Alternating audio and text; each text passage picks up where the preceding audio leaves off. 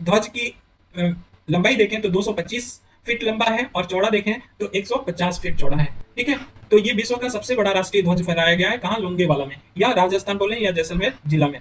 Next है हमारा Himachal Pradesh. Himachal Pradesh 100% Covid 19 टीकाकरण पूरा करने वाला ये पहला राज्य बन गया है देश का। ठीक है, 100%। और इसमें एज आयु 18 एबव रखा गया, 18 is equal to and above वर्ष के 18 वर्ष से अधिक आयु को रखा गया। तो 100% कोविड 19 का टीकाकरण किस राज्य में हो गया है, तो हिमाचल प्रदेश में। नेक्स्ट है रामपुर। रामपुर रामपुर के बारे में देखते हैं। रामपुर में धर्मेंद्र प्रधान द्वारा उत्तर प्रदेश के, ये उत्तर प्रदेश में रामपुर पड़ता है, ये बता दें, 29वें हुनर हाट का आयोजन किया गया। तो 29वें हुनर हाट का आयोजन कहाँ हुआ, रामपुर में हुआ। रामपुर कहाँ पड़ता है, यूपी में। यहाँ पे विश्वकर्मा वाटिका पहली बार किसी हुनर हाट में इस वाटिका का स्थापना किया गया। तो विश्वकर्मा वाटिका का स्थापना कहाँ हुआ, तो 29वें हुनर हाट रामपुर में हुआ। ठीक है, स्थापित किया गया। लेह में मोबाइल डिजिटल मूवी थिएटर का उद्घाटन किया गया। कहाँ पे, लेह में। मोबाइल डिजिटल मूवी थिएटर का उद्घाटन कहाँ किया गया, लेह में किया गया। अगर ये मूवी थिएटर की बात करें तो विश्व में सबसे अधिक ऊंचाई पे स्थापित ये मूवी थिएटर है। ठीक है, तो विश्व में सबसे ऊंचाई पे स्थापित मूवी थिएटर कहाँ है, लेह में। और लद्दाख में स्थापित पहला मूवी थिएटर है। तो अगर लद्दाख में देखें तो पहला स्थापित मूवी थिएटर है, और दूसरा कि ये विश्व में सबसे ऊंचाई पे स्थापित मूवी थिएटर कहाँ है, लेह में है। अब माड़ा गांव क्यों इंपॉर्टेंट है, माड़ा गांव ये उत्तराखंड में पड़ता है, चमोली जिले में।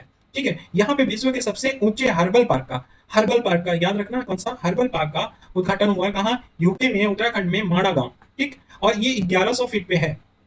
वहीं नई दिल्ली की बात करें तो नई दिल्ली में राष्ट्रीय पादप आनुवांशिक संसाधन ब्यूरो, राष्ट्रीय पादप आनुवांशिक संसाधन ब्यूरो कहाँ है, ये यूपीपीसीएस ऐसे ही पूछ ले, तो ये नई दिल्ली में है। पूसा नई दिल्ली में है। तो राष्ट्रीय पादप आनुवांशिक संसाधन ब्यूरो जो नई दिल्ली में है, वहां विश्व के दूसरे सबसे बड़े नवीनीकृत अत्याधुनिक राष्ट्रीय जीन बैंक का लोकार्पण किया गया है। तो विश्व के दूसरा सबसे बड़ा राष्ट्रीय जीन बैंक, अगर ये जीन बैंक की स्थापना देखें तो कहाँ हुआ है, ये पूसा नई दिल्ली में।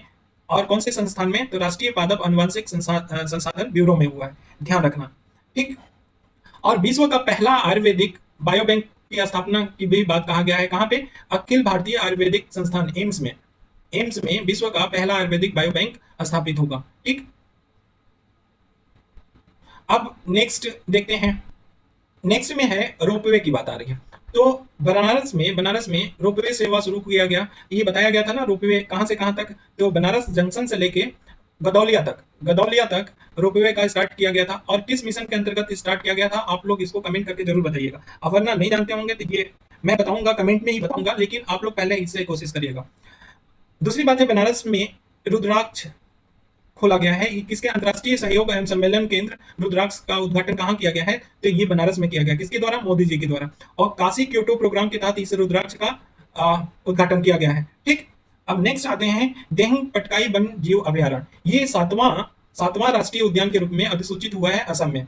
और इससे पहले असम में रायमोना फॉरेस्ट रिजर्व को छठे नेशनल पार्क के रूप में घोषित किया गया। तो सातवें नेशनल पार्क के रूप में कौन, देहिंग पटकाई वन जीव अभयारण्य, और छठे के रूप में रायमोना फॉरेस्ट रिजर्व, ये नेशनल पार्क के रूप में घोषित किया गया, कहाँ पे, असम में। हजारीबाग टाउन रेलवे स्टेशन की बात करें तो देखो, वाईफाई हर एक स्टेशन पे लगाया जा रहा है। तो पूछा जा रहेगा कि 6000वां वाईफाई रेलवे स्टेशन ये कौन बन गया है, जहाँ पे 6000वां वाईफाई लगा है, किस रेलवे स्टेशन पे लगा है, तो वो हजारीबाग का होगा। ठीक है, पश्चिम बंगाल में जो मिदनापुर रेलवे स्टेशन है, वो वहां पे 5000वां वाईफाई लगा था। ठीक, कहाँ पे, मिदनापुर में, वो पश्चिम बंगाल में। मिदनापुर मॉडर्न हिस्ट्री से याद आ रहा होगा कुछ, यहाँ पे सरकार बनी थी, स्वतंत्र सरकार बना था, याद है ना, बलिया, मिदनापुर और सतारा, तीन। मुंबई रेलवे स्टेशन पे सबसे पहले वाईफाई की सुविधा शुरू, तो पहला वाईफाई युक्त रेलवे स्टेशन कौन हुआ था, मुंबई। 5000वां कहाँ पर लगा था, मिदनापुर में। 6000वां कहाँ लगा, हजारीबाग में लगा।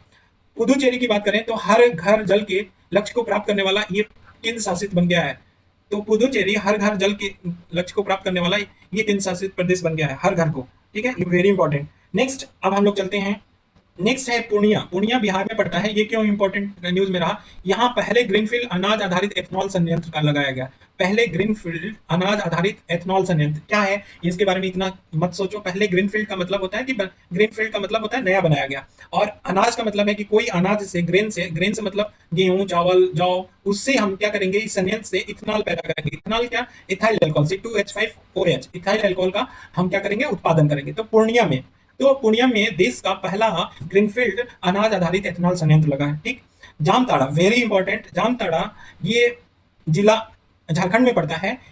यहाँ पे प्रत्येक गांव में सामुदायिक पुस्तकालय लाइब्रेरी वाला भारत का पहला जिला बना है। अर्थात जामताड़ा में सामुदायिक पुस्तकालय खोला गया है, लाइब्रेरी। ऐसा पहला है भारत का जिला जहां पे सामुदायिक पुस्तकालय खोला गया है। कौन है, कहां पे? जामताड़ा में। अब आगरा में देखें तो ये शहर वैक्यूम आधारित सीवर सिस्टम वाला देश का पहला शहर बन गया है। मतलब ये वैक्यूम आधारित सीवर सिस्टम होगा। यहाँ पे किसी को मैनुअल रूप से सीवर नहीं साफ करना पड़ेगा, तो वो होगा आगरा। ठीक है, ये देश का पहला है जहाँ पे शहर, आगरा शहर, जहाँ पे वैक्यूम आधारित सीवर सिस्टम लगा है। ये देश का पहला है। ठीक। नेक्स्ट है मुंबई। मुंबई की बात करें तो दो चीजें यहाँ पे आता है। एक तो मुंबई शहर में पहली पूर्णतः डिजिटल बस का उद्घाटन किया गया।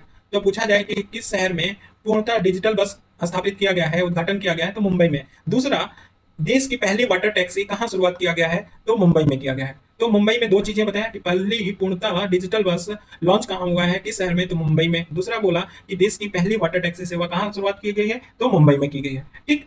अब मोरबी देखो, मोरबी ये गुजरात में स्थित है। यहाँ पे हनुमान जी की प्रतिमा बनाई गई है और उसकी ऊंचाई कितनी है, 108 फीट है। तो नरेंद्र मोदी जी ने इसका प्रतिमा का लोकार्पण किया। कहाँ पे? मोरबी में। मोरबी में, ये मोरबी पड़ता कहाँ है, गुजरात में। और गुजरात में यहाँ किसकी प्रतिमा का अनावरण किया गया, तो हनुमान जी की प्रतिमा का अनावरण किया। और किसने किया? नरेंद्र मोदी जी ने किया। अब नेक्स्ट देखते हैं। नेक्स्ट ये पूछा जाएगा कि विक्टोरिया मेमोरियल हॉल कहाँ पड़ता है। पहली बात तो ये जान लो दोस्त कि कोलकाता में पड़ता है।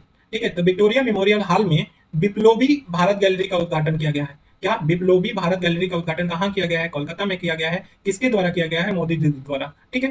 ग्वालियर की बात करें तो एमपी के पहले ड्रोन स्कूल का उद्घाटन कहाँ किया गया? एमपी के पहले ड्रोन स्कूल के ग्वालियर में किया गया। तो एमपी के पहले ड्रोन स्कूल, एमपी मतलब मध्य प्रदेश के पहले ड्रोन स्कूल का उद्घाटन कहाँ किया गया? ग्वालियर में किया गया। नेक्स्ट देखें तो पुणे इंपॉर्टेंट में रहा। यहाँ वेरी इंपॉर्टेंट कि देश का पहला चिकित्सा शहर कहाँ खुला है, तो वो पुणे में खुला है। पूछ लिया जाएगा देश का पहला चिकित्सा शहर मेडिसिटी कहाँ खोला गया है, तो पुणे में खोला गया है। इसका नाम क्या है, तो इंद्रायणी मेडिसिटी रखा गया है। क्या नाम रखा गया है? इंद्रायणी मेडिसिटी।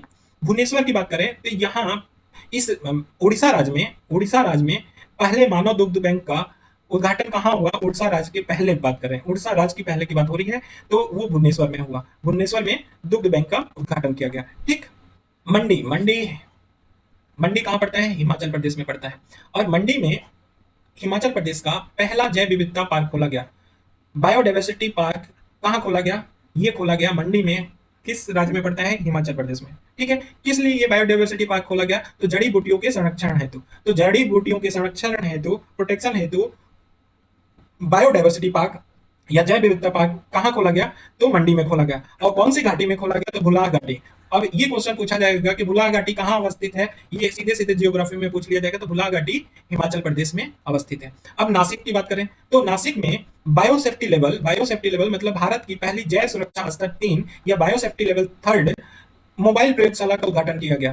तो बायोसेफ्टी लेवल 3 मोबाइल प्रयोगशाला का उद्घाटन कहाँ हुआ? ये नासिक में हुआ। बायोसेफ्टी लेवल होता है क्या है? जो बीएसएल होता है, बीएसएल 1 2, जैसे जैसे हम लेवल से ऊपर जाते हैं, 1 से ये लेवल से ऊपर जाते हैं, वैसे वैसे जैसे वायरस हो गया या बैक्टीरिया है, उससे हमें लड़ने की या उससे सुरक्षा प्राप्त करने की सेफ्टी क्या होती है? बढ़ती जाती है। जैसे कि मान लो कि कोई वायरस है, बायोसेफ्टी लेवल 1 में हो सकता है कि इन्फेक्टेड कर दे, लेकिन अगर बायोसेफ्टी लेवल 3 है, वो स्ट्रॉन्ग सेफ्टी लेवल है, वहां पे कोई वायरस या बैक्टीरिया उस लैब में या हम इस लैब में काम कर रहे हैं तो हमारे साथ वो बाहर नहीं आ सकता है। इतना सुरक्षा होता है।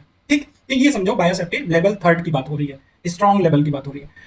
बागामोन कहाँ है? केरल में है। यहाँ पे केरल राज्य का पहला कैरवन पार्क, तो पहला कैरवन पार्क कहाँ खोला गया है? केरल राज्य में, बागामोन में। ठीक है। और किसके लिए खोला गया है? ये पर्यटन के लिए, यात्रियों के लिए खोला गया है। कौन खोला है? केरल सरकार ने खोला है। ठीक है। तो पहला कैरवन पार्क यात्रियों के लिए खोला गया है, वो कहाँ अवस्थित है? तो केरल में है। केरल में कहाँ? बागामोन में। कल्याण कर्नाटक क्षेत्र का नाम जानते हैं, ये कर्नाटक में पड़ता है। यहाँ पे नए कौशल और उद्यमिता विकास विद्यालय की स्थापना किया गया। कौन? कर्नाटक सरकार ने किया है। नए कौशल और उद्यमिता विकास विश्वविद्यालय का स्थापना कहाँ किया गया? कल्याण कर्नाटक में। Skill and entrepreneurship development university की स्थापना कर्नाटक सरकार ने कहाँ किया? तो कल्याण कर्नाटक में किया। ठीक। अब लमेटा गांव वेरी इंपॉर्टेंट, ये कहाँ पड़ता है? ये एमपी में पड़ता है, जबलपुर जिले में। ये नर्मदा नदी के तट पे पड़ता है। ये लमेटा गांव में देश के पहले जियोलॉजिकल पार्क की स्थापना पूछा जाएगा तो कहाँ हुआ? तो एमपी में हुआ। एमपी में भी पूछे कौन से जिले में, तो जबलपुर में हुआ। और जबलपुर ना हो तो कौन सा? लमेटा गांव में। ठीक है। और किसके द्वारा यह स्थापित किया गया? पहला, देश का पहला जियोलॉजिकल पार्क। तो ये जीएसआई या भारतीय भूवैज्ञानिक सर्वेक्षण द्वारा यह स्थापित किया गया। ठीक है। त्रिशूर के बारे में बात करते हैं। तो त्रिशूर में है क्या कि देश का पहला ग्राफीन नवाचार केंद्र खोला गया है। त्रिशूर कहाँ पड़ता है? केरल में। तो देश का पूछा जाए कि पहला ग्राफीन नवाचार केंद्र कहाँ खोला गया है, तो केरल होगा, तो केरल मारना या त्रिशूर मारना।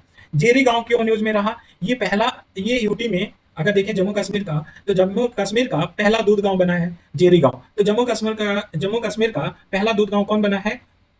तो जेरी गांव बना है। केंद्र शासित प्रदेश का पहला दूध गांव कौन बना है? तो जेरी गांव बना है। कौन सा केंद्र शासित प्रदेश का? तो जम्मू कश्मीर का। कुबलांगी की बात करें तो भारत की ये पहली सैनिटरी नैपकिन मुक्त पंचायत होगी। तो कुबलांगी कहाँ पंचायत है? केरल में ये पंचायत पड़ता है। वहां पे भारत की पहली सैनिटरी नैपकिन मुक्त पंचायत कौन होगा? तो कुबलांगी होगा। Very very important. ठीक। और कौन से जिले में है? तो एर्नाकुलम जिले में पड़ता है कुबलांगी पंचायत या गांव।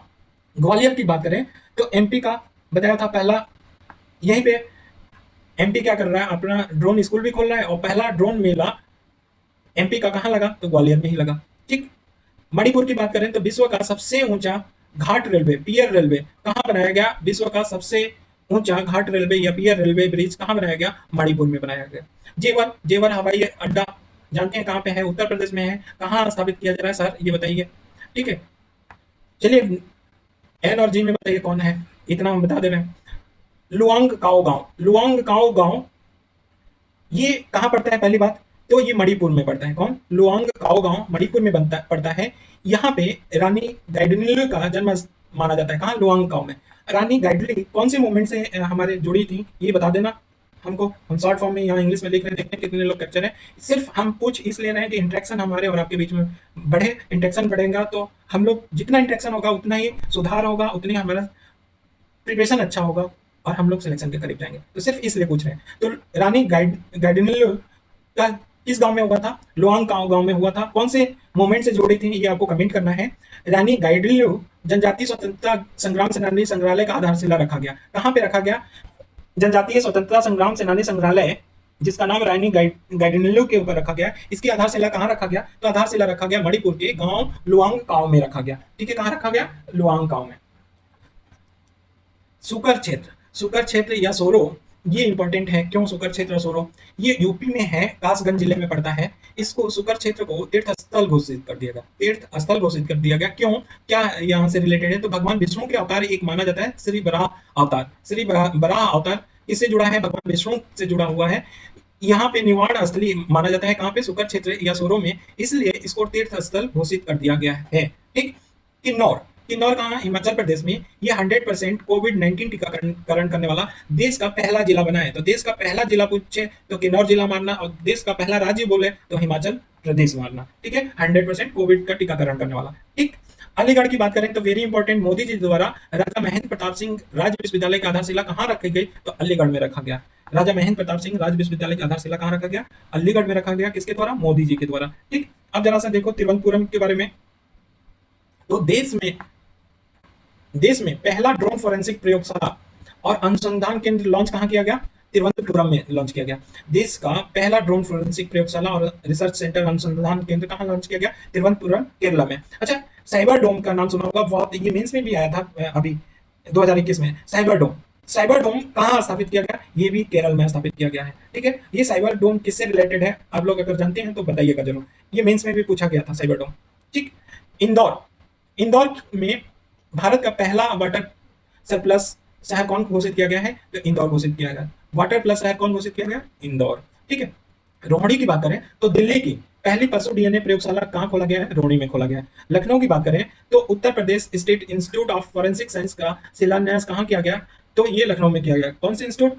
तो Uttar Pradesh state institute of forensic science का शिलान्यास कहाँ किया गया? लखनऊ में। किसने किया? तो रामनाथ कोविंद ने किया, हमारे राष्ट्रपति ने किया। बियान गांव के बारे में देखें तो बियान गांव 100% वयस्क आबादी का टीकाकरण करने वाला पहला गांव है। और कहाँ पड़ता है, जम्मू कश्मीर में। तो बेयान गांव क्या है, गांव की। तो देखो गांव की अगर बात करें तो जम्मू कश्मीर की बेयान गांव बोलना। अगर जिला या डिस्ट्रिक्ट की बात करें तो कौन सा मारोगे, डिस्ट्रिक्ट में कौन सा मारोगे, किन्नौर मारोगे, कौन सा, किन्नौर मारोगे। और वहीं अगर राज्य या स्टेट कुछ है तो हिमाचल प्रदेश मारोगे। ठीक। हिसार हवाई अड्डा, हिसार हवाई अड्डे का नाम चेंज कर दिया, जो हरियाणा में था उसका नाम हो गया महाराजा अग्रसेन अंतरराष्ट्रीय हवाई अड्डा। किस हवाई अड्डे का नाम चेंज हुआ, हिसार हवाई अड्डे का। ठीक, क्या नाम रखा गया, महाराजा अग्रसेन अंतरराष्ट्रीय हवाई अड्डा। अब देखो नेक्स्ट इंपॉर्टेंट है मथुरा रिफाइनरी। यहाँ पे जो इंडियन ऑयल कॉर्पोरेशन है, आईओसी द्वारा देश के पहले ग्रीन हाइड्रोजन संयंत्र का स्थापना किया गया है। तो पूछा जाएगा कि किसके द्वारा, कहां पे देश का पहला ग्रीन हाइड्रोजन संयंत्र का उत्पादन किया गया। तो मथुरा रिफाइनरी में देश का पहले ग्रीन हाइड्रोजन संयंत्र का स्थापना किया गया। कौन किया है, तो आईओसी ने किया है या इंडियन ऑयल कॉर्पोरेशन ने किया है। ठीक। अब देखो नागपुर, नागपुर क्यों इंपॉर्टेंट है, तो भारत के पहले निजी तरलकृत प्राकृतिक गैस एलएनजी सुविधा संयंत्र लगाया गया। तो भारत के पहले एलएनजी एलएनजी सुविधा केंद्र कहाँ लगा है, नागपुर में लगा है। भारत का पहला एलएनजी सुविधा केंद्र कहाँ लगा है, नागपुर में लगा है। अच्छा, एलएनजी में कौन कौन सा गैस होता है, बहुत पेड है कि एलएनजी में कौन कौन सा गैस इसमें रहता है और क्या मिलाते हैं तो वो महक आता है। तो देखो एलएनजी में गैस होता है आइसोप्रोपाइल या प्रोपाइल, प्रोपाइल 3 कार्बन का होता है, और आइसोब्यूटाइल 4 कार्बन का होता है, 4 कार्बन का होता है आइसोब्यूटाइल। तो प्रोपाइल या प्रोपेन और आइसोब्यूटेन, प्रोपेन और आइसोब्यूटेन का कॉम्बिनेशन होता है मेजरली एलएनजी में। और मर्केप्टाइल या मर्केप्टाइल एचजी का बना होता है, मर्केप्टाइल मिलाया जाता है जो हमें गंध आती है, गैस लीक हो रहा है। ये जो गैस होता है प्रोपेन और आइसोब्यूटेन, ये गंधहीन होता है, इसलिए मर्केप्टाइल मिलाया जाता है कि गंध आए। तो एलएनजी की बात होगी। केवड़िया, केवड़िया देश का पहला क्षेत्र होगा जहां केवल ई वाहन संचालित होगा। तो पूछा जाएगा कि ई वाहन वाला कौन सा शहर है, या ई वाहन शहर किसको बोला जाता है, तो केवड़िया गुजरात में। ठीक है। और देश का पहला क्षेत्र होगा केवल ई वाहन चलेगा कहाँ, केवड़िया। या ये बोले कि कौन सा शहर ई वाहन शहर के रूप में जाना जाता है, तो केवड़िया। अभी तक हम लोग राष्ट्रीय स्थल में देख रहे थे जो चर्चित है। अब हम देख रहे हैं अंतरराष्ट्रीय इंटरनेशनल स्थान जहाँ पे चर्चित है। तो पहला आता है अंटारियो का नाम। अंटारियो कहाँ पड़ता है, कनाडा में पड़ता है। अंटारियो में सरदार वल्लभ भाई पटेल की प्रतिमा का अनावरण किया गया है। तो पूछ लिया जाएगा कि कौन सा शहर है या कौन से देश में सरदार वल्लभ भाई पटेल का प्रतिमा का अनावरण किया गया है मई में, तो अंटारियो बोल दे, ओंटारियो बोल दे, या ओंटारियो बोल, ओंटारियो बोल दे, या क्या बोल दे, कनाडा बोल दे। ठीक है। तो सरदार वल्लभ भाई पटेल की प्रतिमा का अनावरण कहाँ किया गया, ओंटारियो में किया गया। नेक्स्ट है हेनान प्रांत। हेनान कहाँ प्रांत पड़ता है, चीन में पड़ता है। यहाँ पे एक अलग टाइप का बर्ड फ्लू का स्टेन मिला है, याद रखना जरूर, H3N8, H3N8, H3N8 में हमारा स्टेन की पुष्टि, 1 मिनट होल्ड रखते हैं, कुछ प्रॉब्लम आ रहा है रिकॉर्डिंग में। तो H3N8 नाम का स्टेन की पुष्टि अभी हुई है हेनान प्रांत में, जो चीन में पड़ता है। वहां पे ये H3N8 स्टेन को बर्ड फ्लू स्टेन के रूप में जाना जाता है। ये पहली बार कोई H3N8 बर्ड फ्लू स्टेन पाया गया है मानव में, किसी मानव में पहली बार ये H3N8 बर्ड फ्लू पाया गया। Very important. अब नेक्स्ट आते हैं एटना नेरिवो। एटना नेरिवो ये कहाँ पे है, पहली बात है कि आजादी का अमृत महोत्सव के एक हिस्से के रूप में जो मेडागास्कर की राजधानी है एटना नेरिवो, वहां पे महात्मा गांधी के नाम पर एक ग्रीन ट्रायंगल खोला गया है। तो हम लोग 75वें वर्ष के उत्सव के मना रहे हैं, 75वें वर्ष के आजादी का उत्सव, जिसे आजादी का अमृत महोत्सव बोला जा रहा है। और उसी के एक हिस्से के रूप में मेडागास्कर की राजधानी जो एटना नेरिवो है, वहां पे महात्मा गांधी का एक नाम से उनका एक ग्रीन ट्रायंगल या हरित तिरहा का उद्घाटन हुआ है, कहाँ पे, मेडागास्कर में। ठीक। नो संतारा ये इंडोनेशिया का अब नया क्या होगा, राजधानी होगा, नो संतारा। ठीक, ये ध्यान रखना। अब जकार्ता जो पहले राजधानी था उसको चेंज कर दिया है, अब नो संतारा ले जाएगा। ठीक है। अब नेक्स्ट देखते हैं, अच्छा जकार्ता को क्यों चेंज कर रहा है, तो जकार्ता में क्या हो रहा है, अभी जानते हैं कि पर्यावरण परिवर्तन बहुत भयंकर रूप से हो रहा है, समुद्र का लेवल क्या हो रहा है, बढ़ रहा है। तो ये जकार्ता है, उसके अगल बगल से यह जकार्ता क्या हो रहा है, सी लेवल की वजह से, बढ़ने की वजह से इसे डूबने का खतरा मंडरा रहा है। ठीक है। यहाँ पे फिर प्राकृतिक आपदा ज्यादा आने के चांसेस हो रहे हैं, तो इसलिए इंडोनेशिया ने अपना जकार्ता राजधानी हटा के क्या कर लिया, जकार्ता से कर दिया नो संतारा। ठीक है। अब क्यूबा, क्यूबा क्यों न्यूज में रहा, तो ये पहला ऐसा देश है जो 2 वर्ष से अधिक बच्चों को कोविड-19 का क्या कर रहा है, वैक्सीन लगा रहा है। ये विश्व का पहला ऐसा देश है, कौन, क्यूबा। और अपना जो वैक्सीन लगा रहा है उस वैक्सीन का नाम क्या है, तो सोबेराना 2 है। बहुत वेरी इंपॉर्टेंट, याद रखना, सोबेराना 2 है जो ये वैक्सीन लगा रहा है। भुगतान हेतु क्रिप्टो करेंसी को मान्यता देने और विनियमित करने का घोषणा किसने किया है, तो क्यूबा राज्य ने किया है। क्या कि भुगतान हेतु क्रिप्टो करेंसी आप क्या कर सकते हैं, दे सकते हैं, ले सकते हैं, मतलब उसको मान्यता दे दिया, क्रिप्टो करेंसी को विनियमित करने का घोषणा कर दिया, कौन, क्यूबा। नेक्स्ट है डेनमार्क। डेनमार्क क्यों इंपॉर्टेंट है, तो अभी देश में विश्व का सबसे ऊंचा सैंड कैसल या रेत महल बनाया है, 21.16 मीटर ऊंचा सैंड का महल बनाया है, रेत का महल बनाया है, किसने, डेनमार्क ने।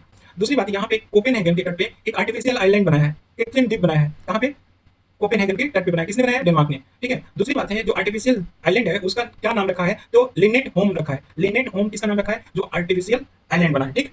अब चलते हैं नेक्स्ट, लिथुआनिया। लिथुआनिया, ये इस देश में एक नए भारतीय मिशन की खोलने हेतु मंजूरी मिला है लिथुआनिया में। तो देश का लिथुआनिया में भारतीय मिशन खोलने की मंजूरी मिली है। लिथुआनिया, एस्टोनिया कौन से देश बोले जाते हैं?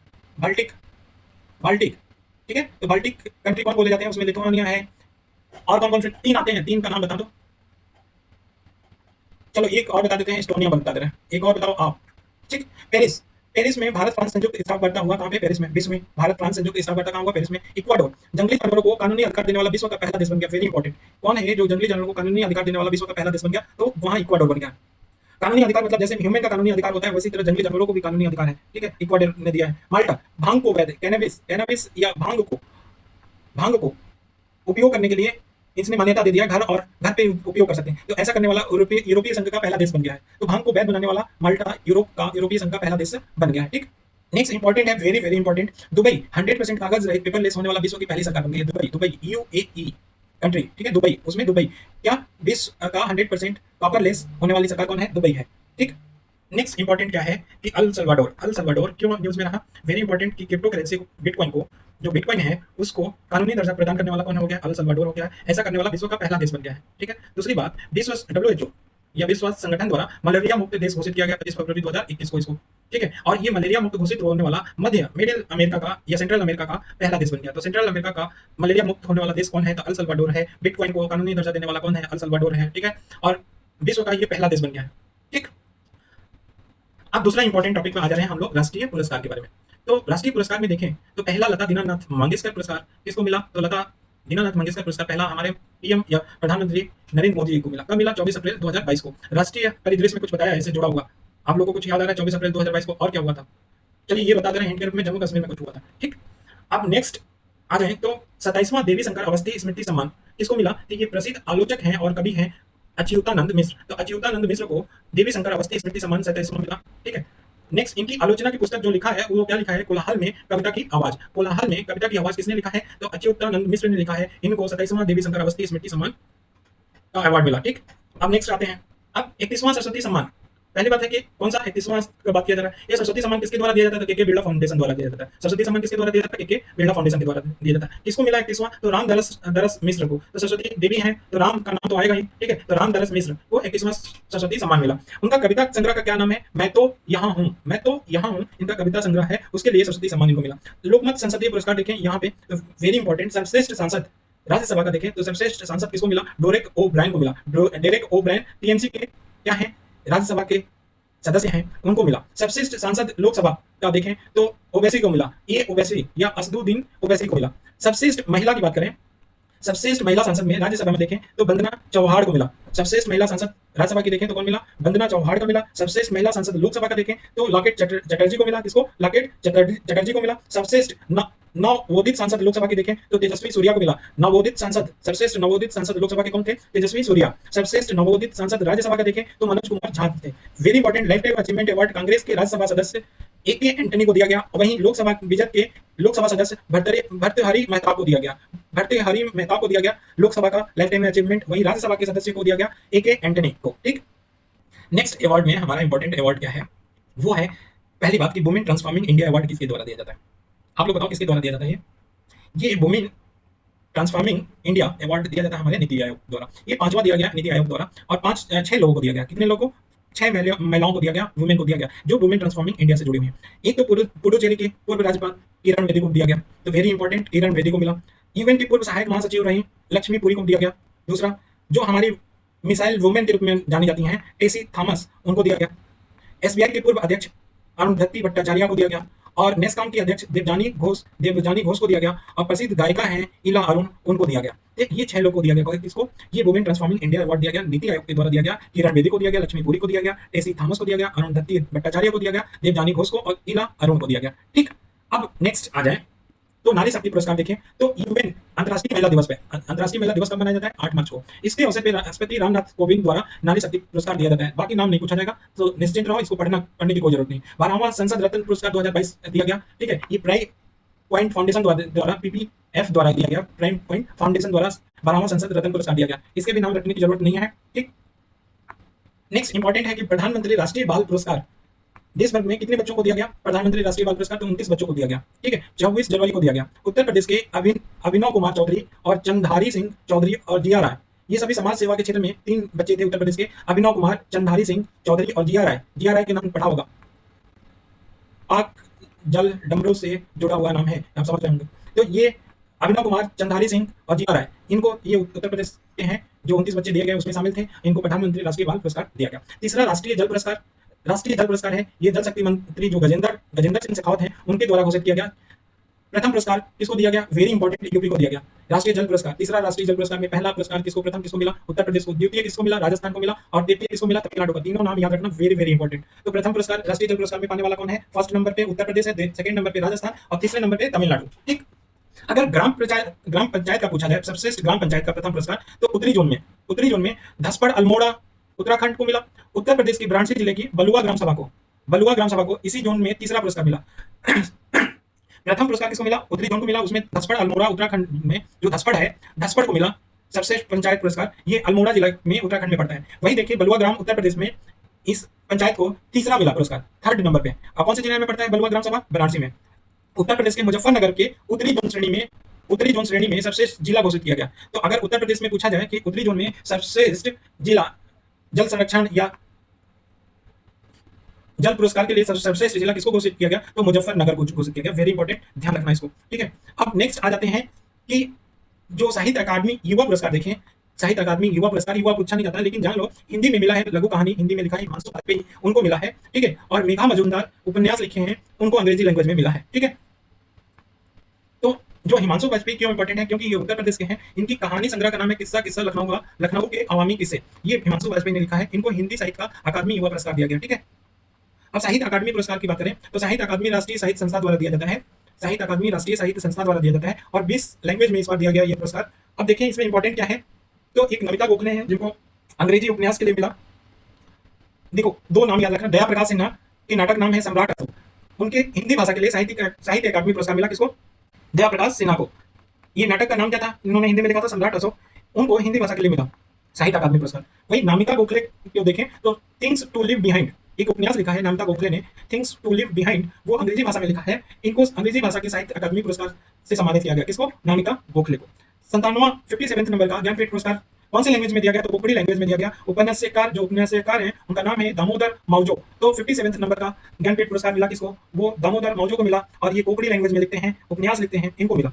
वहीं अगर 56 नंबर की बात करें तो असमिया लैंग्वेज में लिखने वाले एक साहित्यकार हैं जिनका नाम है नीलमणि फुक्कन। उनको नीलमणि फुक्कन जूनियर को 56 नंबर का ज्ञानपीठ पुरस्कार मिला। ध्यान रखना, तो असमिया लैंग्वेज के नीलमणि फुक्कन को 56 नंबर मिला और 57 नंबर कोंकणी लैंग्वेज में उपन्यास लिखने वाले दामोदर माउजो को मिला 57 नंबर। ठीक है, अब नेक्स्ट इंपॉर्टेंट ये है कि जेसीबी प्राइज फॉर लिटरेचर, ये किसको मिला? तो ये मिला है हमारे एम मुकुंदन को मिला है। ये मलयालम लैंग्वेज में लिखते हैं। जेसीबी प्राइज फॉर लिटरेचर 2021 किसको मिला? एम मुकुंदन को मिला। ये मलयालम लैंग्वेज में लिखते हैं। इनका पुस्तक का नाम था दिल्ली सोलिलोकी। ये पुस्तक लिखा है कौन? एम मुकुंदन ने। और इनको मलयालम लैंग्वेज में the JCB prize for literature मिला। पद्म पुरस्कार जो दिया जाता है कब से स्टार्ट किया गया था? तो 1954 में स्टार्ट किया गया था, एक बार फिर बंद हो गया था, फिर ये 1980 में स्टार्ट हुआ था। 1978 में जब जनता पार्टी आई थी तो ये बंद कर दी थी। ठीक है, वो फिर 1980 में सेकंड बार स्टार्ट हुआ था। पद्म पुरस्कार की बात करें तो देखो, पद्म विभूषण दिया गया इस बार 4 लोगों को, 17 लोगों को पद्म भूषण दिया गया और 107 लोगों को हमारा क्या दिया गया? पद्मश्री दिया गया। तो 107 और 17 क्या हो गया? 124 और 124 4 28, तो 128 पद्म पुरस्कार इस बार दिए गए। ठीक, इसमें पद्म विभूषण के पूरे नाम याद रखने हैं। तो प्रभा अत्रे, ये महाराष्ट्र बिलोंग करते हैं, आर्ट से जुड़े हुए हैं। प्रभा अत्रे, इनको पद्म विभूषण मिला। दूसरा है राधेश्याम खेमका, ये साहित्य एवं शिक्षा जगत से जुड़े हुए हैं, उत्तर प्रदेश राज्य के रहने वाले हैं, इनको पद्म विभूषण मिला। जनरल बिपिन रावत, ये लोक सेवा, ये इनको मरणोपरांत, ये उत्तराखंड के रहने वाले थे, ये पद्म विभूषण मिला। कल्याण सिंह को भी मरणोपरांत ये पद्म विभूषण मिला इस क्षेत्र में लोक मामले में। तो 2 लोगों को पद्म विभूषण मरणोपरांत मिला। कौन कौन? जनरल बिपिन रावत और कल्याण सिंह। वहीं 2 लोगों को उत्तर प्रदेश के रहने वाले हैं, उनको मिला पद्म विभूषण। तो कौन कौन? 2, राधेश्याम खेमका और कल्याण सिंह। राधेश्याम खेमका को साहित्य एवं शिक्षा के क्षेत्र में दिया गया पद्म विभूषण, वहीं कल्याण सिंह को लोक मामले में दिया गया। जनरल बिपिन रावत सीडीएस बने थे, चीफ डिफेंस, ये थे हमारे कौन? जनरल बिपिन रावत। उनका देहांत हो गया एक हेलीकॉप्टर में। ये कहाँ के रहने वाले थे? उत्तराखंड के। ठीक है, इनको पद्म विभूषण दिया गया। प्रभा अत्रे, ये कला क्षेत्र में महाराष्ट्र से हैं, इनको पद्म विभूषण दिया गया। तो ये 4 नाम आपको याद होने चाहिए। अब पद्म भूषण की बात करें जो इंपॉर्टेंट है वो कौन किसको किसको, गुलाम नबी आजाद, ये लोग मामले में जम्मू कश्मीर के इसके रहने वाले गुलाम नबी आजाद, उनको मिला। मरणोपरांत प्रांत देखो तो इसमें कितने मरणोपरांत प्रांत मिले हैं, तो एक दो, दो हमारा मरणोपरांत प्रांत किसमें मिला है, इसमें पद्म भूषण में दो, तो गुरमीत बाबा को मिला है। नेक्स्ट इंपॉर्टेंट इसमें पद्म भूषण में देखो देवेंद्र झाझड़िया को मिला है, very important. Next Rashid Khan को मिला है जो यूपी के हैं, उनको 8 में मिला है पद्म भूषण। सत्यनारायण नडेला यूएस के हैं, इनको मिला भारतीय मूल के। सुंदर राजन पिच्चई को मिला, साइरस पूनावाला को मिला, ये इंपॉर्टेंट है, इनको याद रखना। देवेंद्र झाझड़िया, रशीद खान, सत्यनारायण नडेला, सुंदर राजन पिच्चई और साइरस पूनावाला, इनको पद्म भूषण मिला है। ठीक, वशिष्ठ त्रिपाठी का नाम याद रखना क्योंकि यूपी से हैं, इसलिए इनको साहित्य और क्षेत्र में, साहित्य एवं शिक्षा के क्षेत्र में इनको पद्म भूषण अवार्ड मिला है। कौन? वशिष्ठ त्रिपाठी को। अब देखो पद्मश्री से सम्मानित कितने लोगों को दिया गया, 107 लोगों को। वहीं कितने पद्म भूषण दिया गया, 17 लोगों को। और पद्म विभूषण कितने लोगों को, 4 लोगों को दिया गया। अब देखो 107 में सबका नाम याद तो नहीं रखना है, उत्तर प्रदेश के बहुत लोगों को मिला है, ये एक बार देख लेना। कमालिनी और नलिनी अस्थाना को, इनको कला में मिला। नीरज चोपड़ा, ये ध्यान रखना, नीरज चोपड़ा क्योंकि ये गोल्ड जीत के लेके आए थे तो इनको पद्मश्री मिला है, ये हरियाणा के। अवनी लेखरा राजस्थान। बस एक खेल का याद रखना, जो झाझड़िया है ना, देवेंद्र झाझड़िया, उनको छोड़ के बाकी अगर जो भी हमारा जुड़ा हुआ खेल से होगा उनको पद्मश्री मिलेगा। पद्मश्री वो ओलंपिक से भी जुड़े, तो देखो नीरज चोपड़ा, अवनी लेखरा, सोनू निगम, ये गाना गाते हैं, उनको भी मिला। सीसराम उत्तर प्रदेश के हैं, इनको मिला। सेठ पाल सिंह, इनको अन्य कृषि क्षेत्र में उत्तर प्रदेश के हैं, ये मिला। विद्या बिंदु सिंह, ये उत्तर प्रदेश के हैं, साहित्य और शिक्षा में मिला। शिवानंद, ये उत्तर प्रदेश के हैं, उनको मिला। अजय कुमार सोनकर, विज्ञान एवं प्रौद्योगिकी के क्षेत्र में उत्तर प्रदेश के रहने वाले, उनको मिला। अजिता श्रीवास्तव, उत्तर प्रदेश के रहने वाले हैं, उनको मिला 8 में। डॉक्टर कमला त्रिपाठी, मेडिसिन के क्षेत्र में इनको मिला, उत्तर प्रदेश के रहने वाले। अब आपका काम क्या है, छोटा सा काम है, यहाँ से अगर क्वेश्चन टफ बन सकता है तो आप देखना कि साहित्य और शिक्षा के क्षेत्र में पद्म अवार्ड कितना मिला है यूपी को, और विज्ञान या कला के क्षेत्र में देख लेना कितना मिला है, बाकी और किस क्षेत्र में कितना कितना मिला है, इसका बहुत यूपी के मिला है, तो ये जरूर एक बार लिस्ट से सॉर्ट आउट कर लेना। अगर टफ क्वेश्चन बन सकता है, जो कोई आंसर नहीं दे पाएगा, पढ़े भी रहोगे तो याद नहीं रख पाओगे, तो ये क्वेश्चन जरूर देख लेना, या कभी आप लोग कमेंट करोगे नीचे तो हम डाल देंगे, नहीं तो आप लोग देखिए। शांति स्वरूप भटनागर पुरस्कार ये किसके द्वारा दिया जाता है, तो CSIR वैज्ञानिक एवं अनुसंधान परिषद द्वारा शांति स्वरूप भटनागर पुरस्कार दिया जाता है। पहली बात, जैव विज्ञान में देखें, बायोलॉजी में, तो डॉक्टर अमित सिंह और डॉक्टर अरुण कुमार शुक्ला को मिला है। डॉक्टर अमित सिंह और डॉक्टर अरुण कुमार शुक्ला को बायोलॉजी के क्षेत्र में मिला है। वहीं रसायन के क्षेत्र में देखें तो डॉक्टर कनिष्का विश्वास और डॉक्टर टी गोविंद राजू को केमिस्ट्री के सेक्टर में मिला है। किसको? डॉक्टर कनिष्का विश्वास और डॉक्टर टी गोविंद राजू को। वहीं अगर देखें तो गणित में किसको मिला है, डॉक्टर अनिश घोष, डॉक्टर साकेत सौरभ को। और चिकित्सा में देखें तो डॉक्टर जिमोन पनियमकल, डॉक्टर जिमोन पनियमकल और डॉक्टर रोहित श्रीवास्तव को मिला है चिकित्सा विज्ञान में। वहीं भौतिक विज्ञान में डॉक्टर कनक साहा को मिला है, ये याद रखना जरूर, ठीक है, कनक साहा को। अब इंपॉर्टेंट ये है आईबीसी बेस्ड इंफ्रास्ट्रक्चर प्रोजेक्ट पुरस्कार। आईबीसी बेस्ड इंफ्रास्ट्रक्चर प्रोजेक्ट पुरस्कार ये 2022 किसको दिया गया, तो हिमाचल प्रदेश के रोहतांग में सीमा सड़क संगठन द्वारा निर्मित अटल टनल को दिया गया। तो अटल टनल को दिया गया क्यों, अटल टनल को ये याद है ना, जब बताया था कि अटल टनल हमारा ये वर्ल्ड रिकॉर्ड में शामिल हो गया है, ठीक है। तो अटल टनल रोहतांग बाईपास में पड़ता है, ठीक है, या रोहतांग टनल के रूप में जाना जाता था। 9.2 किलोमीटर है, ये सब बता चुके हैं, यहाँ बताने की जरूरत नहीं है। किसके द्वारा बनाया गया था, तो बीआरओ द्वारा, सीमा सड़क संगठन द्वारा बनाया गया। ये आईबीसी बेस्ड इंफ्रास्ट्रक्चर प्रोजेक्ट पुरस्कार किसको मिला, अटल टनल को मिला। और भारतीय लोक संपर्क समिति पुरस्कार की बात करें तो प्रमुख खनन कंपनी राष्ट्रीय खनिज विकास निगम NMDC को लिमिटेड को मिला। तो भारतीय लोक संपर्क समिति पुरस्कार किसको मिला, जो पब्लिक सेक्टर का कंपनी है NMDC, उसको मिला। अब देखो कुष्ठ रोग के लिए अंतर्राष्ट्रीय गांधी पुरस्कार को देखें तो उपराष्ट्रपति M वेंकैया नायडू द्वारा चंडीगढ़ के एक डॉक्टर हैं डॉक्टर भूषण कुमार को तथा सहयोग कुष्ठ यज्ञ ट्रस्ट, तो सहयोग कुष्ठ यज्ञ ट्रस्ट गुजरात में है, उनको और डॉक्टर भूषण कुमार को एम वेंकैया नायडू द्वारा कुष्ठ रोग के लिए अंतर्राष्ट्रीय गांधी पुरस्कार दिया गया। ठीक, अब आ जाओ नेक्स्ट में, उत्कृष्ट महिला पत्रकार का चमेली देवी जैन पुरस्कार किसको मिला, तो चमेली देवी जैन पुरस्कार मिला मुंबई के अरिफा जौहरी को। ये उत्कृष्ट महिला पत्रकार का पुरस्कार है, कौन, चमेली देवी जैन पुरस्कार किसको मिला, अरिफा जौहरी को मिला, ठीक है। ये मीडिया फाउंडेशन द्वारा दिया जाता है, ठीक।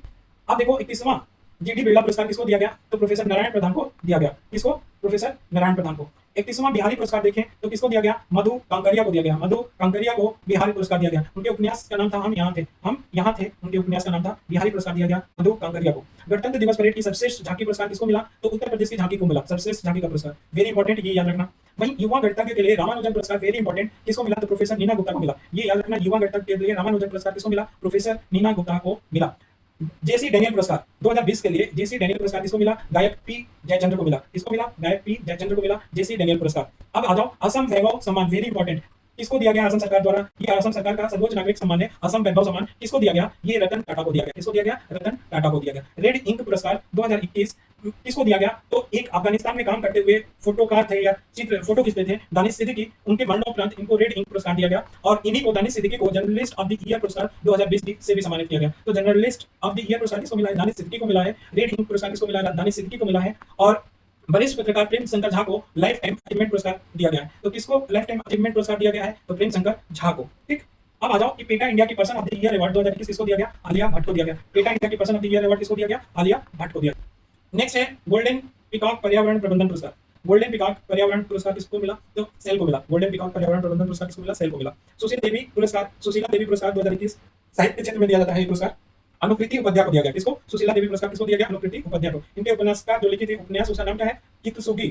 किंतसुगी उपन्यास का नाम है। किसके द्वारा लिखा गया? अनुकृति उपाध्याय के द्वारा लिखा गया। Order of the Druk Gyalpo, order of the Druk Gyalpo, very important. Bhutan का ये सर्वोच्च नागरिक सम्मान है। किसको दिया गया? नरेंद्र मोदी जी को दिया गया। Very important. श्री लाल शुक्ल स्मृति इफ्को साहित्य सम्मान, श्री लाल शुक्ल स्मृति इफ्को साहित्य सम्मान किसको मिला? तो ये शिव मूर्ति को मिला। ये कथाकार है। तो इफ्को साहित्य सम्मान किसको मिला? शिव मूर्ति को मिला। वहीं देखें एजहू थाजना 28वां एजहू थाजना पुरस्कार किसको मिला? तो केरल के हमारे एक मलयालम लैंग्वेज में लिखने वाले उपन्यासकार हैं पी बलसाला। उन पी बलसाला को क्या ये पुरस्कार दिया गया? पी बलसाला को। तो एजहू थाजना पुरस्कार किसको मिला? सॉरी है यार, कुछ प्रॉब्लम हो जा रहा है बार बार। तो देखो एजहू थाजना पुरस्कार किसको मिला? पी बलसला को मिला। रामानुजन पुरस्कार, शास्त्र रामानुजन पुरस्कार किसको मिला? ये गणितज्ञ बिल साविन को मिला। रामानुजन पुरस्कार किसको मिला? गणितज्ञ बिल साविन को मिला। लाल बहादुर शास्त्री पुरस्कार 22वां किसको दिया गया? तो डॉक्टर रणदीप गुलेरिया, ये एम्स के निदेशक हैं, उनको दिया गया। डॉक्टर लाल बहादुर शास्त्री पुरस्कार किसको दिया गया? डॉक्टर रणदीप गुलेरिया को दिया गया। वायलर पुरस्कार किसको मिला 2021 का? तो एक उपन्यास मंथाली रिले 20 कम्युनिस्ट बरसंगल, मंथाली रिले 20 कम्युनिस्ट बरसंगल के लिए मलयालम लेखक बेन्यामिन को मिला। तो वायलर पुरस्कार बेन्यामिन को दिया गया। किसको दिया गया? बेन्यामिन को दिया गया वायलर पुरस्कार। और ये किसमें लिखते हैं? मलयालम में लिखते हैं। उनका उपन्यास का क्या नाम था? मंथाली रिले 20 कम्युनिस्ट बरसंगल। ये बेन्यामिन ने लिखा था, उनको वायलर पुरस्कार मिला। इंदिरा गांधी शांति निशस्त्रीकरण एवं विकास पुरस्कार, इंदिरा गांधी शांति निशस्त्रीकरण एवं विकास पुरस्कार 2021 ये इंदिरा गांधी मेमोरियल ट्रस्ट के द्वारा दिया जाता है। प्रथम एजुकेशन फाउंडेशन को दिया गया। किसको? प्रथम एजुकेशन फाउंडेशन को दिया गया। Very important. ठीक, नेक्स्ट है 42वां सरला पुरस्कार। ये ओडिया के लेखिका हैं परमिता सतपथी, उनके उपन्यास अभिप्रेत कला को लेकर दिया गया 42वां सरला पुरस्कार। किसको लिखा दिया गया? परमिता सतपथी को दिया गया। ये ओडिया के लेखक हैं, ठीक है, ओडिया लैंग्वेज में। और अभिप्रेत कला इनका उपन्यास का नाम था। अब नेक्स्ट आ जाओ, प्रोफेसर सी आर राव शताब्दी स्वर्ण पदक पुरस्कार। प्रोफेसर सी आर राव शताब्दी स्वर्ण पदक पुरस्कार किसको दिया गया? तो जगदीश भगवती और श्री रंगराजन, दो लोग को दिया गया।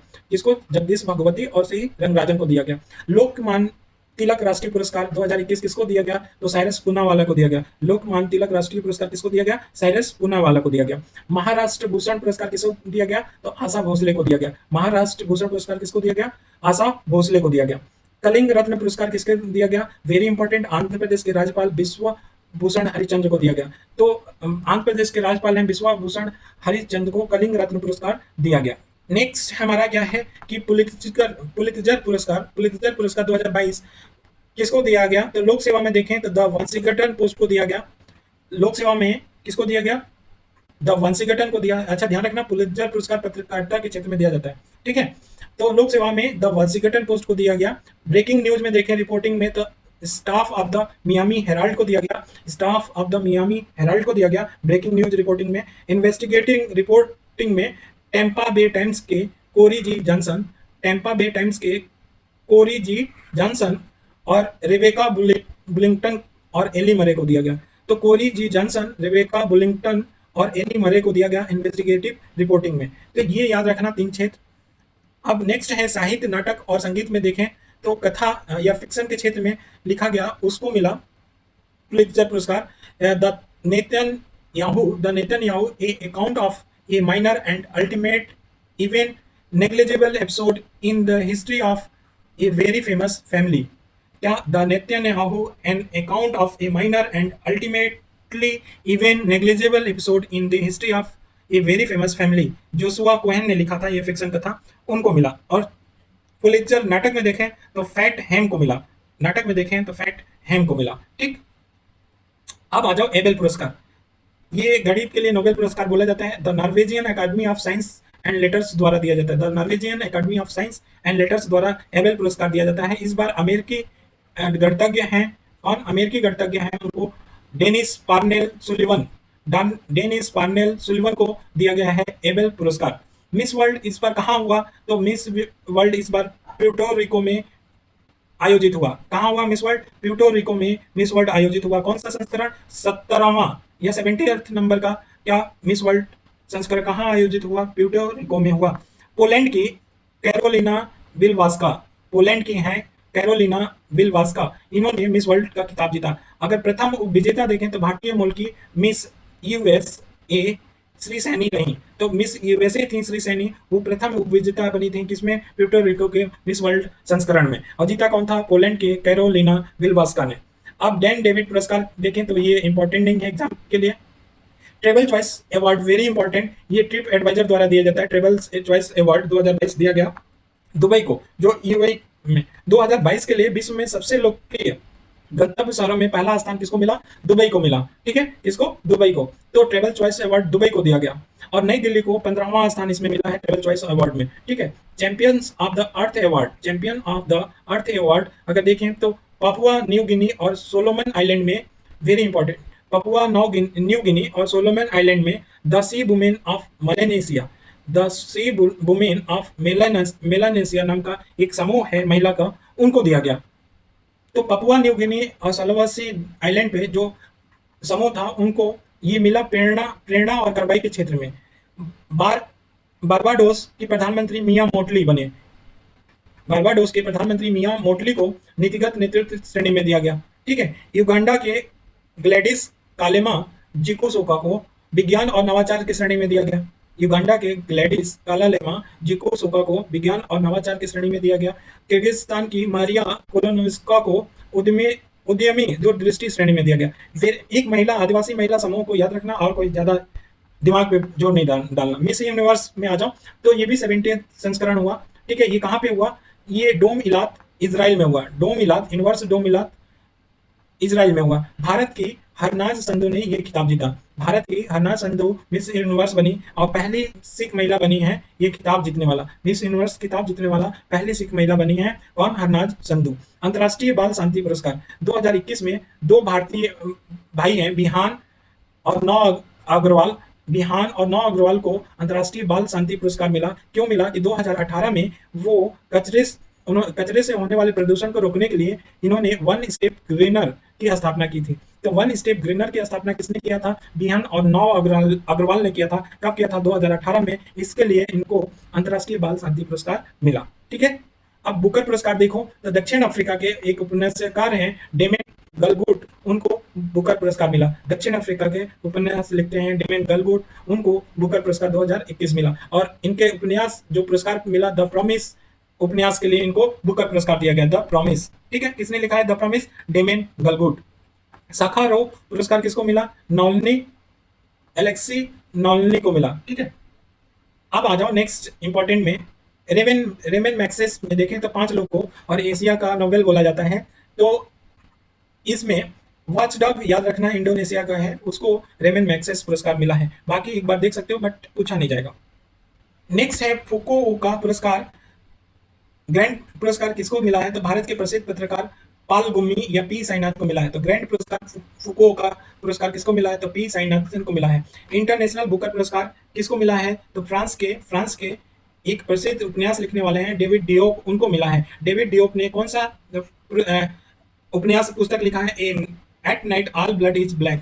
Eight night all blood is black किसने लिखा है, तो डेविड डायोप ने लिखा है। ठीक है, और इसी का अनुवाद किसमें किया था, अनुवादक कौन थे, ठीक है, अनुवादक थे अन्ना मोस्कोवाकिस, अन्ना मोस्कोवाकिस, इन्होंने अनुवाद किया था। तो 50,000 पाउंड का जो राशि मिलता है ये दोनों ने शेयर किया था, डेविड डियोप और अन्ना मोस्कोवाकिस, क्योंकि अन्ना मोस्कोवाकिस ने क्या किया था, अनुवाद किया था at night all blood is black का। ठीक है, अब आ जाते हैं नेक्स्ट,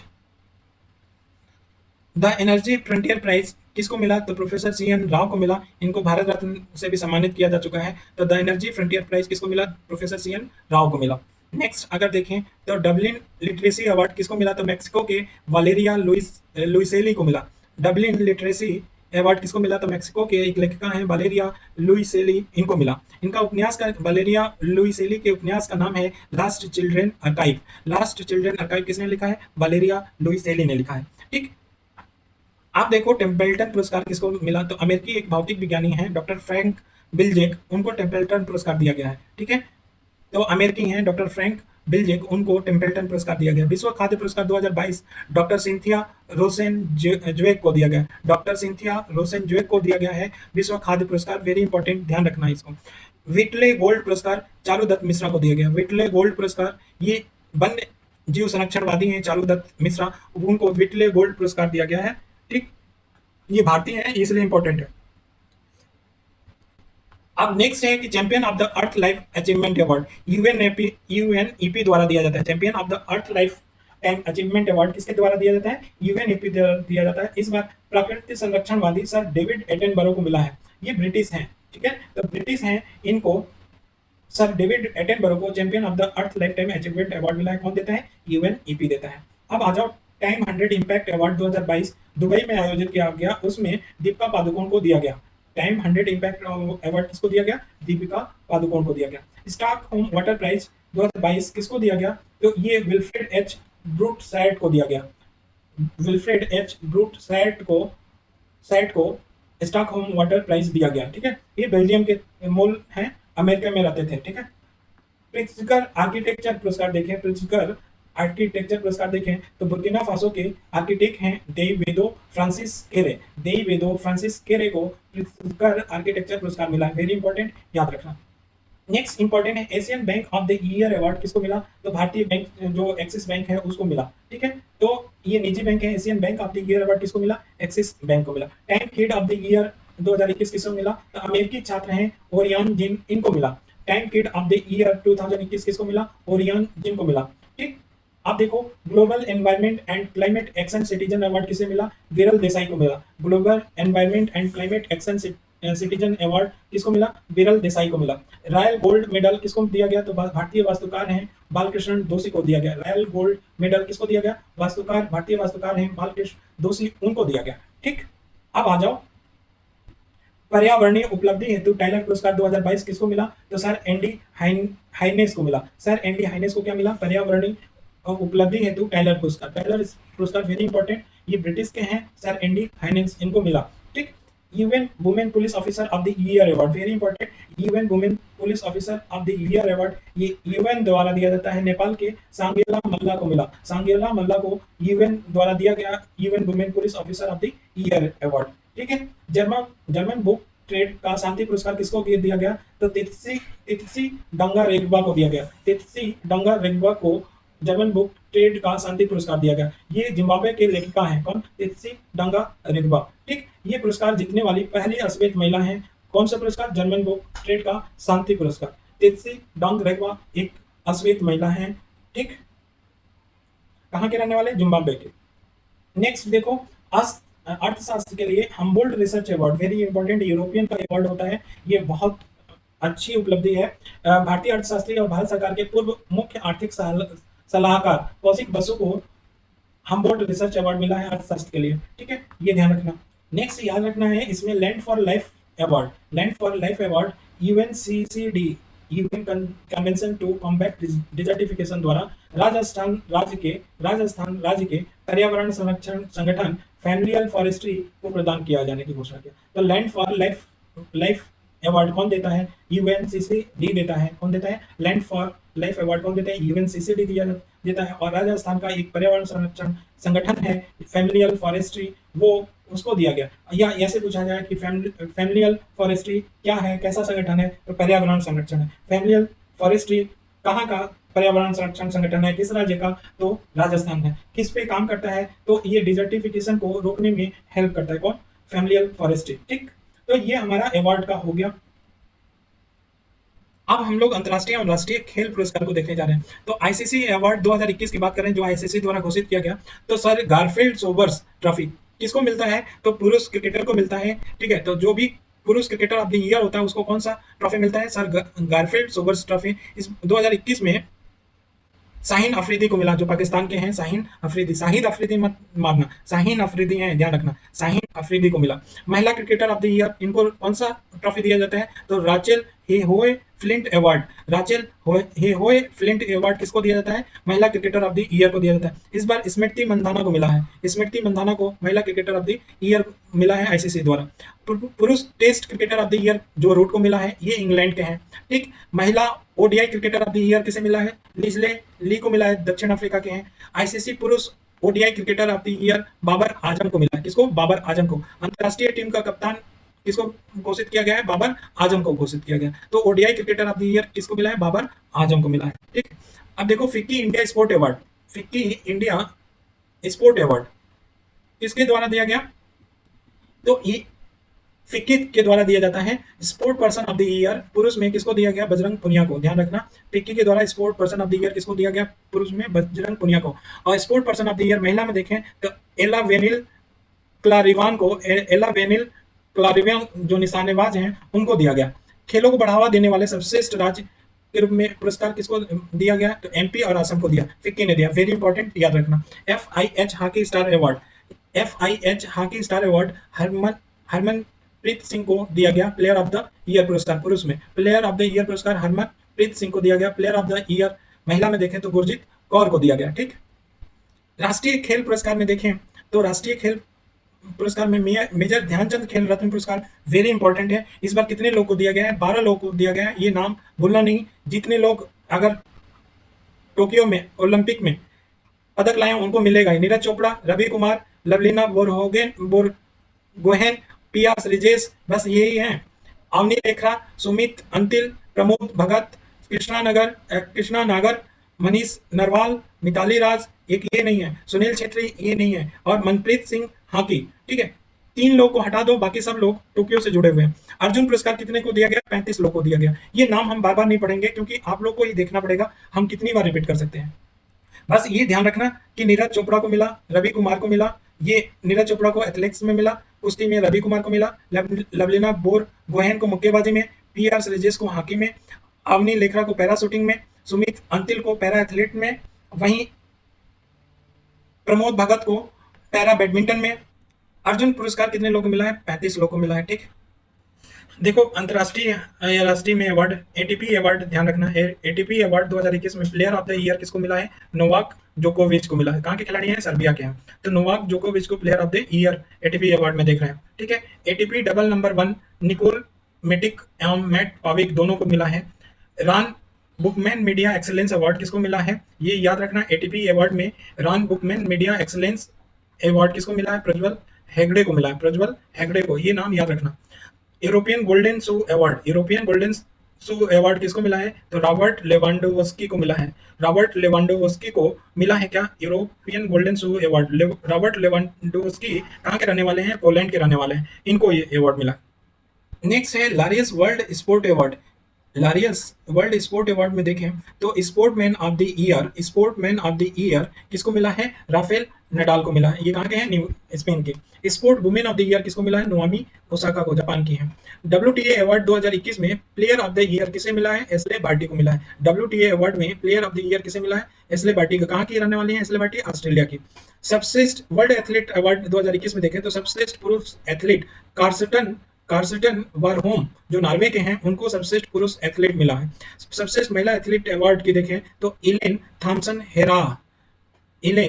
हेरा जमैका की हैं, इनको सर्वश्रेष्ठ महिला एथलीट अवार्ड मिला है। Women of the year award Anju Bobby George को मिला है। ध्यान रखना, women of the year award world athlete award में किसको दिया गया? अंजू बॉबी जॉर्ज को दिया गया, ठीक। अब फिल्म में देखते हैं किसको किसको अवार्ड मिला है। पहला फिल्म आता है ऑस्कर पुरस्कार, ठीक है। ये लॉस एंजलिस में हमेशा दिया जाता है, ठीक है। ये 94वां नंबर के 94th नंबर का ऑस्कर पुरस्कार दिया गया, ठीक है। सर्वश्रेष्ठ फिल्म किसको मिला? तो कोडा को मिला। सर्वश्रेष्ठ फिल्म किसको मिला? कोडा को ऑस्कर पुरस्कार मिला। निर्देशक कौन है? डायरेक्शन किसने किया था? तो सियान हेडान ने किया था। सर्वश्रेष्ठ अभिनेता किसको मिला? विल स्मिथ, बहुत चर्चित भी रहे थे, तो ध्यान रखना सर्वश्रेष्ठ अभिनेता के मिला था विल स्मिथ। किस फिल्म के लिए मिला? किंग रिचर्ड के लिए इनको सर्वश्रेष्ठ अभिनेता का मिला अवार्ड। वहीं सर्वश्रेष्ठ अभिनेत्री का अवार्ड जेसिका चेस्टन को मिला। किस फिल्म के लिए? द आइज ऑफ टेमी फे। The eyes of Temi fame के लिए अभिनेत्री हैं कौन? जेसिका चेस्टेन, उनको सर्वश्रेष्ठ अभिनेत्री का अवार्ड मिला। वहीं अगर देखें तो सर्वश्रेष्ठ निर्देशक का अवार्ड किसे मिला? जेन कैम्पियन को मिला। इन्होंने film the power of the dog film बनाई थी। द पावर ऑफ डॉग किसने बनाया था? जेन कैम्पियन ने बनाया था। इन्हीं को ऑस्कर में सर्वश्रेष्ठ निर्देशक का पुरस्कार दिया गया। ठीक, अब बाफ्टा का देखें तो बाफ्टा में सर्वश्रेष्ठ पुरस्कार देखें, बाफ्टा में फिल्म में तो the power of the dog को मिला और निर्देशक कौन है? जेन कैम्पियन को मिला। और इसमें बिल स्मिथ को भी सर्वश्रेष्ठ अभिनेता का अवार्ड मिला है इस फिल्म के लिए, किंग रिचर्ड के लिए। अभिनेत्री में देखो तो जोआन स्कैनला उनका फिल्म था आफ्टर लव, इनके लिए सर्वश्रेष्ठ अभिनेत्री का पुरस्कार दिया गया बाफ्टा में। ठीक, ग्रैमी अवार्ड देखें, 64वां ग्रैमी अवार्ड के बारे में बात करें तो रिकॉर्ड ऑफ द ईयर क्या था? Live the door open. Record of the year किसको मिला? Live the door open. Silk sonic. Album of the year किसको मिला? वी आर को एल्बम ऑफ द ईयर घोषित किया गया। Song of the year live the door open को घोषित किया गया। ठीक है, तो ये ध्यान रखना, रिकॉर्ड ऑफ द ईयर और सॉन्ग ऑफ द ईयर किसको मिला? Live the door open. और एल्बम ऑफ द ईयर किसको मिला? वी आर को, जो जॉन वेफिस्ट ने गाया है। ठीक है, जॉन वेफिस्ट ने गाया है वी आर, उसको एल्बम ऑफ द ईयर मिला। नेक्स्ट है 66वां फिल्म फेयर अवार्ड में सर्वश्रेष्ठ फिल्म थप्पड़ है, किसके द्वारा बनाया गया था? अनुभव सिन्हा के द्वारा। सर्वश्रेष्ठ फिल्म क्रिटिक्स में देखें तो ईब आलेऊ को सर्वश्रेष्ठ फिल्म क्रिटिक्स में मिला। सर्वश्रेष्ठ अभिनेता को अवार्ड किसको दिया गया? इरफान खान को। सर्वश्रेष्ठ अभिनेत्री तापसी पन्नू को थप्पड़ फिल्म के लिए, और अंग्रेजी मीडियम के लिए इरफान खान को मिला।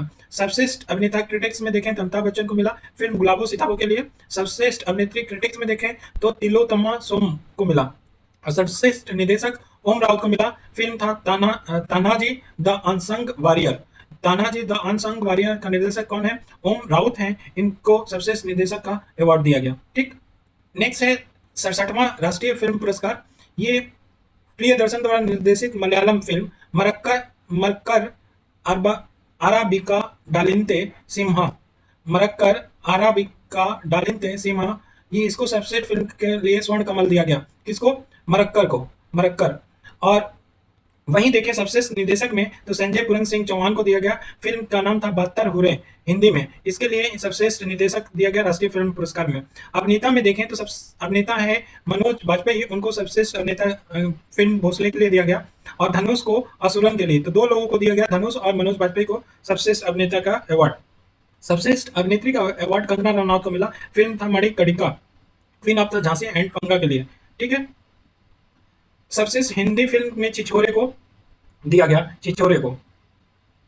राष्ट्रीय हिंदी पुरस्कार में द फिल्म फेयर में पर्यावरण संरक्षण पर एक सर्वश्रेष्ठ फिल्म बनाया गया था वाटर व्यूरियल, उसको दिया गया। अब गोल्डन ग्लोब पुरस्कार देखें तो सर्वश्रेष्ठ मोशन फिल्म ड्रामा में देखें तो the power of the dog को दिया गया, वेरी इंपॉर्टेंट। अभिनेता कौन? सर्वश्रेष्ठ अभिनेता विल स्मिथ को दिया गया था, किंग रिचर्ड। अभिनेत्री निकोल किडमैन को दिया गया, बिंग द रिकॉर्डोस के लिए निकोल किडमैन को सर्वश्रेष्ठ अभिनेत्री के रूप में दिया गया। ठीक है, सर्वश्रेष्ठ निर्देशक के रूप में Jane Campion film power of the dog के लिए दिया गया। तो ये इंपॉर्टेंट फिल्म के थे, कुछ और देख लेते हैं। देखो 6वां ब्रिक्स फिल्म महोत्सव इंपॉर्टेंट है, इसमें सर्वश्रेष्ठ अभिनेता का पुरस्कार धनुष को मिला था। वहीं 21वां आईफा पुरस्कार देखें तो उसमें सर्वश्रेष्ठ अभिनेता का पुरस्कार शाहिद कपूर को मिला था। और सर्वश्रेष्ठ अभिनेत्री का देखें अवार्ड तो ब्रिक्स में किसको मिला था? लारा बोल्डोरिनी को मिला था। और आईफा पुरस्कार में किसको मिला था? आलिया भट्ट को मिला था। ठीक, वहीं आईफा में देखें सर्वश्रेष्ठ निर्देशक तो आदित्य धर को मिला, और आदित्य धर को मिला। वहीं लूसिया मूरत को ब्रिक्स में देखें तो लूसिया मूरत को सर्वश्रेष्ठ निर्देशक के रूप में घोषित किया गया था। ठीक, अब आ जाओ सर्वश्रेष्ठ फिल्म के अवार्ड देखें तो Barakat M the sun above me never set, Barakat the sun above me never set BRICS में दिया गया सर्वश्रेष्ठ फिल्म के अवार्ड। आईफा में कबीर सिंह फिल्म को अवार्ड दिया गया। ठीक है कि भारतीय अंतर्राष्ट्रीय फिल्म महोत्सव हमेशा 52वां मनाया गया, ये हमेशा पणजी में मनाया जाता है, गोवा में।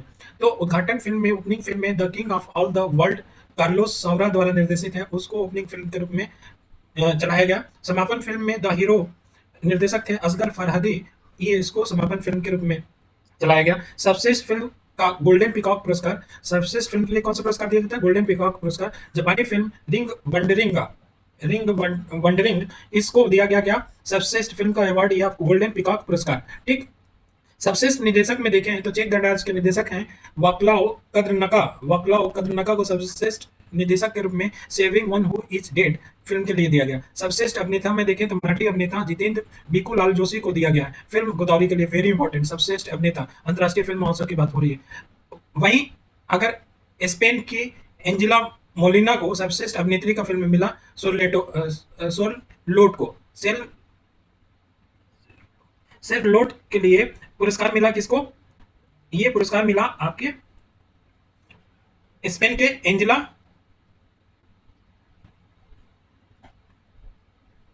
फिर तो स्पेन के एंजेला मोलिना को सर्वश्रेष्ठ अभिनेत्री का अवार्ड मिला सेरलोट के लिए। वही Indian personality of the year प्रसिद्ध गीतकार प्रसून जोशी को दिया गया, वेरी इंपॉर्टेंट। नेक्स्ट इंपॉर्टेंट है दादा साहब फाल्के पुरस्कार 91वां किसको मिला, रजनीकांत को दिया गया। किसको, अभिनेता रजनीकांत को 91वां दादा साहब फाल्के पुरस्कार दिया गया। वहीं अगर बात करें international federation of film archive award, ये पहली बार किसी भारतीय को दिया गया, वो अमिताभ बच्चन को दिया गया। किसको, अमिताभ बच्चन को दिया गया क्या, international federation of film archive award. ये पुरस्कार पाने वाले प्रथम भारतीय है कौन, अमिताभ बच्चन। तो ये ध्यान रखना। संक्षिप्तिया में पहला आता है चर्चित व्यक्ति, तो राजीव कुमार चर्चित व्यक्ति के रूप में क्यों इस बार आए अभी, तो जो सीसी है, सीसी थे इससे पहले सुशील चंद्रा, उनकी जगह पे राजीव कुमार को सीसी चुन लिया गया है, मुख्य चुनाव आयुक्त चुन लिया गया है सीसी। अब मेरा ये क्वेश्चन है कि इलेक्शन कमीशन और सीसी के नियुक्ति के लिए, सीसी की नियुक्ति के लिए कॉन्स्टिट्यूशन में कौन सा आर्टिकल है, संविधान के कौन से अनुच्छेद में बात कही गई है, तो वो अनुच्छेद है आर्टिकल 324, ये ध्यान रखिएगा। दूसरा है पंडित शिव कुमार शर्मा का देहांत हो गया, ये क्या थे, तो विख्यात संतूर वादक थे। इनको 1991 में पद्मश्री मिला था और 2001 में इनको पद्म विभूषण मिला था। दूसरा क्वेश्चन यहाँ पे जीके के बनेगा कि पद्मा अवार्ड और भारत रत्न अवार्ड कब से दिया जा रहा है, तो 1954 से शुरू हुआ था। ठीक है, अब नेक्स्ट चलते हैं। नेक्स्ट है सुमन बेरी। डॉक्टर सुमन बेरी ये प्रसिद्ध क्या है, इकोनॉमिस्ट हैं या अर्थशास्त्री हैं। ये नीति आयोग के उपाध्यक्ष के रूप में पदभार ग्रहण किया। तो इससे पहले कौन था, तो डॉक्टर राजीव कुमार थे। ठीक है, इनका जगह कौन लिया, सुमन बेरी ने लिया। नीति आयोग का गठन कब हुआ था, तो 2015 में हुआ था, योजना आयोग के को हटाकर। ठीक है, यह योजना आयोग के जगह विनय मोहन क्वात्रा ये नए विदेश सचिव बन गए हैं। ठीक, जनरल मनोज सी पांडे ये भारतीय थल सेना के अध्यक्ष चुने गए हैं। भारतीय थल सेना के अध्यक्ष कौन चुने गए हैं, मनोज सी पांडे। नेक्स्ट हमारा इंपॉर्टेंट है अजय कुमार सूद। अजय कुमार सूद ये हमारे भारत सरकार के नए प्रमुख वैज्ञानिक सलाहकार चुने गए हैं, पीएसए चुने गए हैं। ये पूछ लिया जाएगा भारत सरकार के नए प्रमुख वैज्ञानिक सलाहकार कौन चुने गए हैं, तो अजय कुमार सूद चुने गए हैं। सतीश महाना वेरी इंपॉर्टेंट, ये जो उत्तर प्रदेश का 18वीं विधानसभा चुनाव हुआ था उसमें विधानसभा के उत्तर प्रदेश विधानसभा के अध्यक्ष के रूप में निर्वाचित हुए हैं। अच्छा, कौन से आर्टिकल के तहत स्पीकर का चुनाव होता है, तो 93 के तहत सेंटर में या लोकसभा में क्या होता है, स्पीकर का चुनाव होता है। इसमें 85 जोड़ दो तो 178 के तहत विधानसभा में स्पीकर का चुनाव होता है। ठीक, तो ये आर्टिकल ध्यान रखना। माधवीपुरी बुच क्यों चर्चा में रही, कि ये सेबी की 10वीं कौन सी 10वीं क्या बन गई हैं, अध्यक्ष बन गई हैं सेबी की। सेबी का गठन कब हुआ था, तो 1992 में हुआ था। और दूसरी बात है कि सेबी के बारे में बात करें तो ये पहली महिला होंगी जो सेबी की अध्यक्ष बनी है। ठीक, तो ये इंपॉर्टेंट है। अब आगे चलते हैं, तो सेबी की 10वीं अध्यक्ष के बारे में बता दिया, ये पहली महिला है। जिया राय के बारे में जानो, ये पाक जल डमरू मध्य है ना, उसको तैर कर विश्व की सबसे कम उम्र में और सबसे तेज तैर के पार की है। उस लड़की का नाम क्या है, 13 वर्षीय छात्रा है, उस लड़की का नाम है जिया राय है। ठीक है, ये इसने 29 किलोमीटर दूरी सिर्फ 13 घंटे 10 मिनट में तैर करके पार की है। किसको पार की है, जल डमरू मध्य को पार की है। ठीक, लता मंगेशकर के बारे में देखिए, वेरी इंपॉर्टेंट। इनका देहांत कब हुआ, तो 6 फरवरी 2022 को हुआ। लता मंगेशकर को स्वर कोकिला बोला जाता है, क्वीन ऑफ मेलोडी बोला जाता है, नाइटिंगेल ऑफ इंडिया किसको बोला जाता है, लता मंगेशकर को बोला जाता है। इनका मूल नाम क्या था लता मंगेशकर का, तो हेमा मंगेशकर था इनका लता मंगेशकर का मूल नाम। अगर देखें तो ये 13 वर्ष की अवस्था में एक मराठी फिल्म थी किती हसाल, उसमें पहला पार्श्व गीत रिकॉर्ड किया था। और लेकिन ये जो फिल्म था, इस फिल्म से इनकी जो गाया हुआ गीत था उसको हटा दिया गया था। तो स्वर कोकिला किसको बोला जाता है? लता मंगेशकर को। क्वीन ऑफ मेलोडी किसको? लता मंगेशकर जी को। और नाइटिंगेल ऑफ इंडिया किसको बोला जाता है? लता मंगेशकर को। इनका मूल नाम क्या है? हेमा मंगेशकर। और कितनी हसाल मराठी फिल्म थी, उसमें पहली बार पार्श्व गायिका के रूप में गाना गाई थी। ठीक, अब चलते हैं बिरजू जी महाराज। बिरजू जी महाराज का देहांत हो गया। ये क्या थे? तो एक कथक नाटक थे। ये लखनऊ घराने के कालका बिंदादिन घराने से क्या रखते थे? ताल्लुक रखते थे। तो ये घराना याद रखना, कालका बिंदादिन घराने से बिरजू महाराज जी ताल्लुकात रखते थे। Doctor M Somanath, very important, ये इसरो के नए अध्यक्ष बन गए हैं। इसरो के नए अध्यक्ष कौन बन गए हैं? S Somnath, doctor S Somnath. और इनका कार्यकाल कितने साल का है? तो 3 वर्ष का है। अलका मित्तल की बात करें तो ओएनजीसी की अंतरिम अध्यक्ष और प्रबंध निदेशक एमडी के रूप में नियुक्त की गई हैं। किसका? ओएनजीसी का। और ऐसा पद पाने वाली ओएनजीसी में ये पहली महिला है। कौन? अलका मित्तल, ध्यान रखिएगा। नेक्स्ट, जनरल बिपिन रावत के बारे में जानते ही हैं, बहुत न्यूज में रहा था। क्यों? क्योंकि इनकी हेलीकॉप्टर दुर्घटनाग्रस्त हो गई थी तमिलनाडु के कुन्नूर के पास। ये क्या थे? तो चीफ ऑफ डिफेंस स्टाफ थे। और भारत के पहले रक्षा प्रमुख नियुक्त कौन किया गया था 1 जनवरी 2020 को? तो जनरल बिपिन रावत ही किए गए थे। मन्नू भंडारी, ये क्या है? तो एक प्रसिद्ध लेखिका और कथाकार है। ठीक, उनकी पहचान महाभोज और आपकी बंटी जैसे उपन्यास जो लिखे हैं, कौन सा? महाभोज और आपका बंटी, इससे इनका पहचान ज्यादा बढ़ा है। गुजरात के सीएम कौन है? तो भूपेंद्र पटेल है। कौन है गुजरात का CM? Bhupendra Patel. Supreme court के 9 न्यायाधीश चुने गए हैं, जिसमें 3 महिला हैं और 6 क्या हैं? पुरुष हैं। तो 3 महिलाओं का नाम याद रखना जरूरी है। तो एक हिमा कोहली है, दूसरा बीबी नागरत्ना है, तीसरा बेला माधुर्या त्रिवेदी है। बेला माधुर्या त्रिवेदी, तो 3 नाम है। इन 3 नाम में बीबी नागरत्ना अगर देखा जाए तो आगामी सुप्रीम कोर्ट के, मतलब नेक्स्ट नहीं, अगर सुप्रीम कोर्ट में कोई भी फीमेल जज बनेगा तो वो होंगी बीबी नागरत्ना होंगी, और वो काफी वर्षों के बाद बनेंगे। ठीक है, तो सुप्रीम कोर्ट में पहला सीजीआई फीमेल कौन होगा इन फ्यूचर? तो वो होंगी बीबी नागरत्ना होंगी। नेक्स्ट है बसव राज बोमई। बसव राज बोमई ये कहाँ के सीएम बने हैं? तो कर्नाटक के। किसकी जगह? बीएस येदियुरप्पा की जगह कौन बना है? बसव राज बोमई। नेक्स्ट हमारा इंपॉर्टेंट है कि दिलीप कुमार का देहांत हो गया। इनका वास्तविक नाम क्या था दिलीप कुमार का? तो इनका नाम था वास्तविक मोहम्मद यूसुफ खान। क्या नाम था दिलीप कुमार का वास्तविक नाम? मोहम्मद यूसुफ खान। इनको 1994 में दादा साहब फाल्के पुरस्कार मिला था। कब मिला था? 1994 में। न्यायमूर्ति एनबी रमन्ना ये 48वें मुख्य न्यायाधीश के रूप में पदभार ग्रहण किए थे। ठीक है, जो अभी हैं CGI, chief justice of India. Next important है प्रोफेसर शांति श्री धुल्लीपुडी। प्रोफेसर शांति श्री धुल्लीपुडी ये जीएनयू की पहली महिला कुलपति बन गई है। Very important. यूजीसी के नए अध्यक्ष कौन बन गया है? तो प्रोफेसर एम जगदीश कुमार बन गए हैं। वेरी इंपॉर्टेंट, कौन बन गया है? Professor M Jagadesh Kumar. कहाँ के? यूजीसी के नए अध्यक्ष चुने गए हैं। वहीं देखें तो डॉक्टर बी अनंत नागेश्वरन ये देश के नए मुख्य आर्थिक सलाहकार चुने गए हैं। कौन? डॉक्टर बी अनंत नागेश्वरन। इफ्को के 17वें अध्यक्ष के रूप में किसे चुना गया है? तो दिलीप संघानी को चुना गया है। दिलीप संघानी क्या है? ये इफ्को के 17वें अध्यक्ष हैं। जी अशोक कुमार के बारे में देखो तो ये राष्ट्रीय स्वच्छ गंगा मिशन के नए महानिदेशक चुने गए हैं, डायरेक्टर चुने गए हैं। तो एनएमसीजी या राष्ट्रीय स्वच्छ गंगा मिशन के डायरेक्टर या नए महानिदेशक कौन चुना गया है? तो जी अशोक कुमार चुने गए हैं। संजीव कुमार मेहता ये फिक्की के अध्यक्ष चुने गए हैं। कौन? संजीव कुमार मेहता। विनय कुमार त्रिपाठी ये रेलवे बोर्ड के नए अध्यक्ष और सीईओ चुने गए हैं। कौन नियुक्त किए गए हैं? विनय कुमार त्रिपाठी रेलवे बोर्ड के नए अध्यक्ष और सीईओ नियुक्त हुए हैं। अब आ जाइए अलका उपाध्याय के बारे में देखें। वेरी इंपॉर्टेंट, अलका उपाध्याय नाही के अध्यक्ष के रूप में पदभार ग्रहण किया है। तो नाही क्या है? भारतीय राष्ट्रीय राजमार्ग प्राधिकरण। तो अलका उपाध्याय बनी है इसकी अध्यक्ष। एडमिरल आर हरिकुमार ये देश के नौसेना प्रमुख का पदभार ग्रहण किया है। सिलवर्धन सिंह सीआईएसएफ के नए महानिदेशक बन गए हैं। तो सिलवर्धन ऐसे भी सी नाम आ रहा है ना, सीआईएसएफ और सिल, तो इससे ध्यान रखना सिलवर्धन। ठीक है, अब नेक्स्ट देखें। अब आ जाइए प्रमोद चंद्र मोदी ये केंद्रीय प्रत्यक्ष कर बोर्ड या सीबीडीटी के पूर्व अध्यक्ष थे।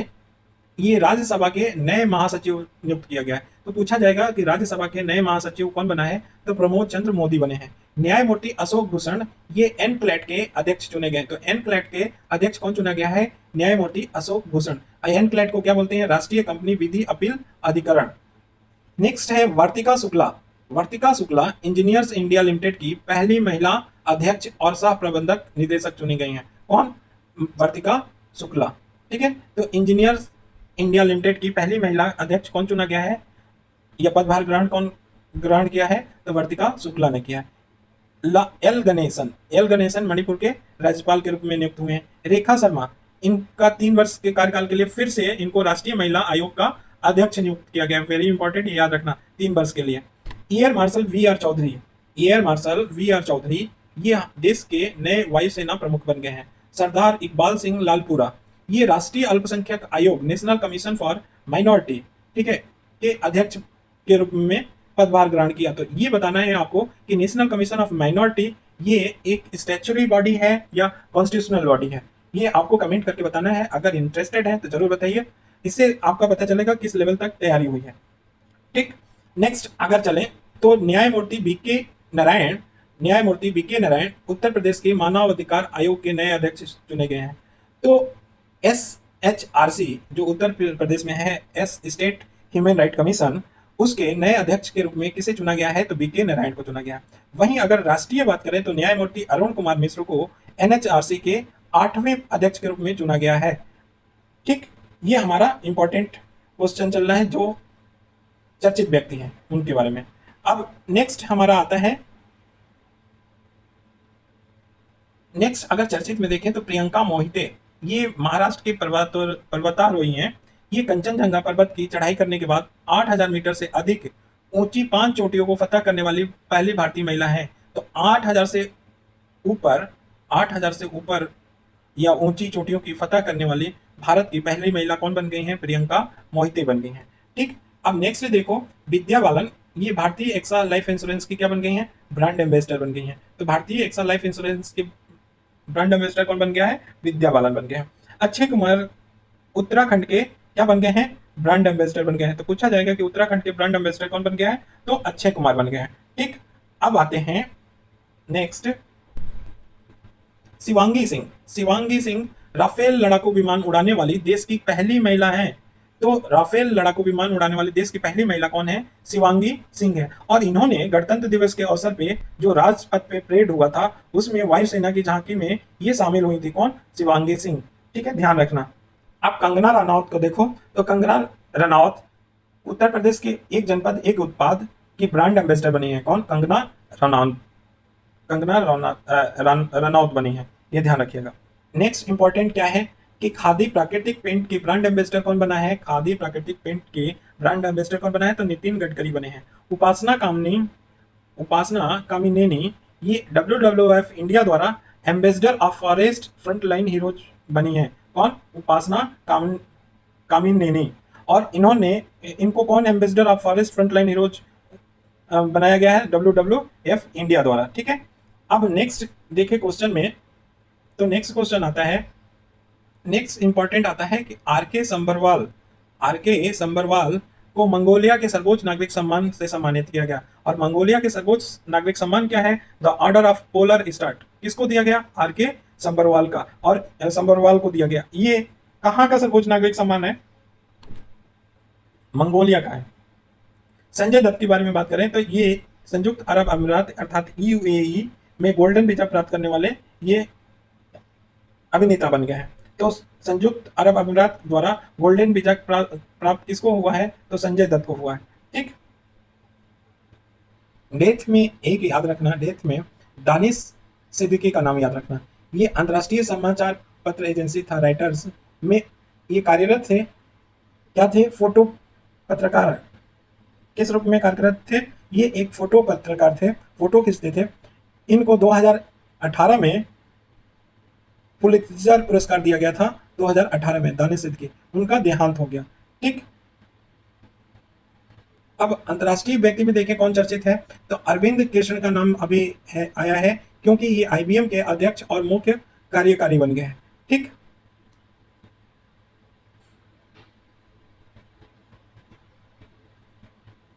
नेक्स्ट है कैरिन जिन पियरे, ये व्हाइट हाउस की अगली प्रेस सचिव नियुक्त किए गए हैं। कौन?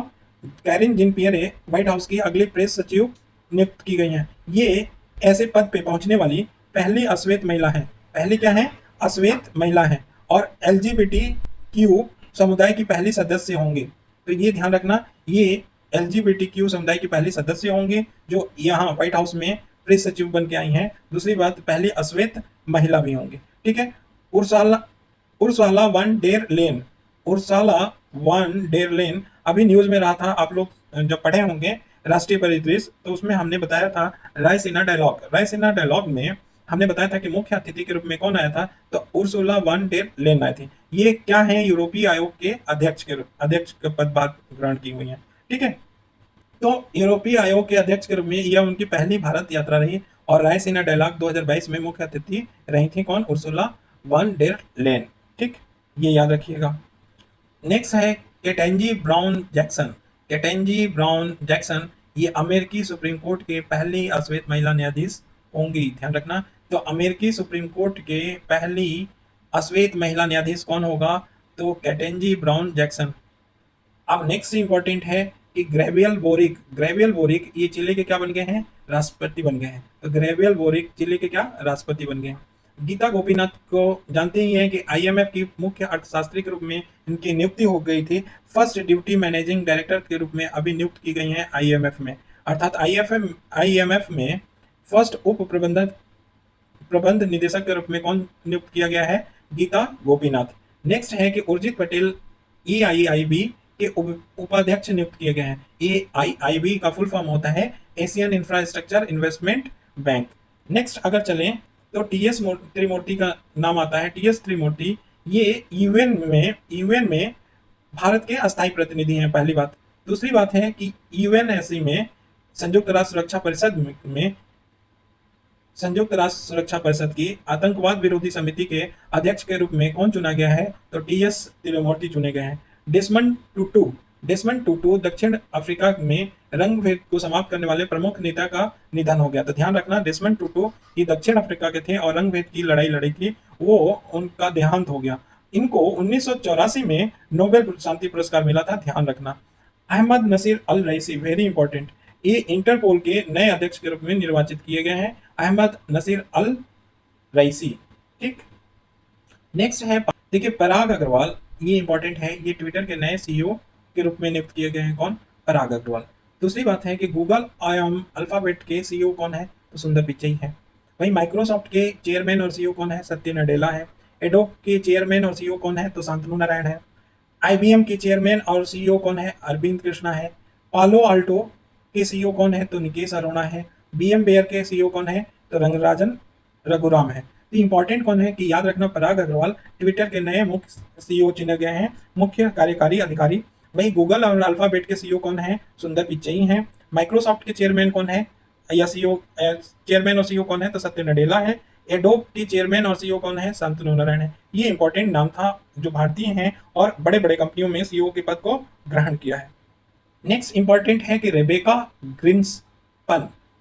ग्रिंसपन ये अंकटाड की पहली महिला महासचिव बनी है। ठीक है, 4 साल के लिए। ये रेबेका ग्रिंसपन ये कोस्टारिका की पूर्व उपराष्ट्रपति एवं अर्थशास्त्री हैं। तो रेबेका ग्रिंसपन अंकटाड की पहली महिला महासचिव बनी है, वेरी इंपॉर्टेंट। दूसरी बात है कि ये रेबेका ग्रिंसपन कोस्टारिका के पूर्व उपराष्ट्रपति भी हैं और अर्थशास्त्री हैं।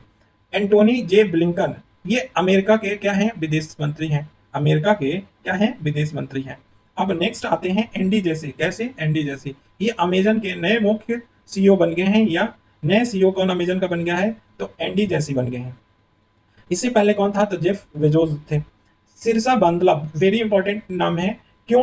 क्योंकि अमेरिका अंतरिक्ष यान company virgin galactic unit 22 mission से अंतरिक्ष की यात्रा की। तो अमेरिका अंतरिक्ष यान company virgin galactic unit 22 mission से अंतरिक्ष यात्रा कौन किया? सिरसा बांदल ने किया। ये भारतीय मूल की हैं। तो अगर देखें भारतीय मूल में तो कल्पना चावला, सुनीता विलियम्स के बाद यह भारतीय मूल की तीसरी महिला है जिन्होंने अंतरिक्ष यात्रा की। तो ध्यान रखना, सिरसा बांदला भारतीय मूल की हैं और तीसरी है ऐसी महिला है जो अंतरिक्ष यात्रा की है। नफ्ताली बेनेट क्या है? इजराइल के 13वें प्रधानमंत्री। नफ्ताली बेनेट इजराइल के 13वें प्रधानमंत्री के रूप में बने हैं। अनिरुद्ध जगन्नाथ, ये वेरी इंपॉर्टेंट नाम है, इनका बहुत सारे सम्मेलनों में नाम सुनते होंगे। मॉरिशस के पूर्व राष्ट्रपति और प्रधानमंत्री थे ये, जिनका निधन हो गया। कहाँ के थे? मॉरिशस के थे। ठीक, नेक्स्ट इंपॉर्टेंट में अगर देखें तो रानिल विक्रमसिंघे का नाम आता है। ये श्रीलंका के नए प्रधानमंत्री बने हैं 12 मई 2022 को। कौन? रानिल विक्रमसिंघे बने हैं श्रीलंका के नए पीएम। नंद मूलचंदानी, नंद मूलचंदानी सीआईए के पहले मुख्य प्रौद्योगिकी अधिकारी के रूप में नियुक्त किए गए हैं। ये भारतीय मूल के हैं नंद मूलचंदानी, और सीआईए के सीटीओ के रूप में नियुक्त कौन किया गया है? नंद मूलचंदानी। शहबाज शरीफ, शहबाज शरीफ कौन है भैया? तो ये पाकिस्तान के 23वें पीएम है, प्रधानमंत्री हैं। यून सुक यूल, यून सुक यूल ये दक्षिण कोरिया के नए राष्ट्रपति के रूप में निर्वाचित किए गए हैं। कौन? यून सुक यूल।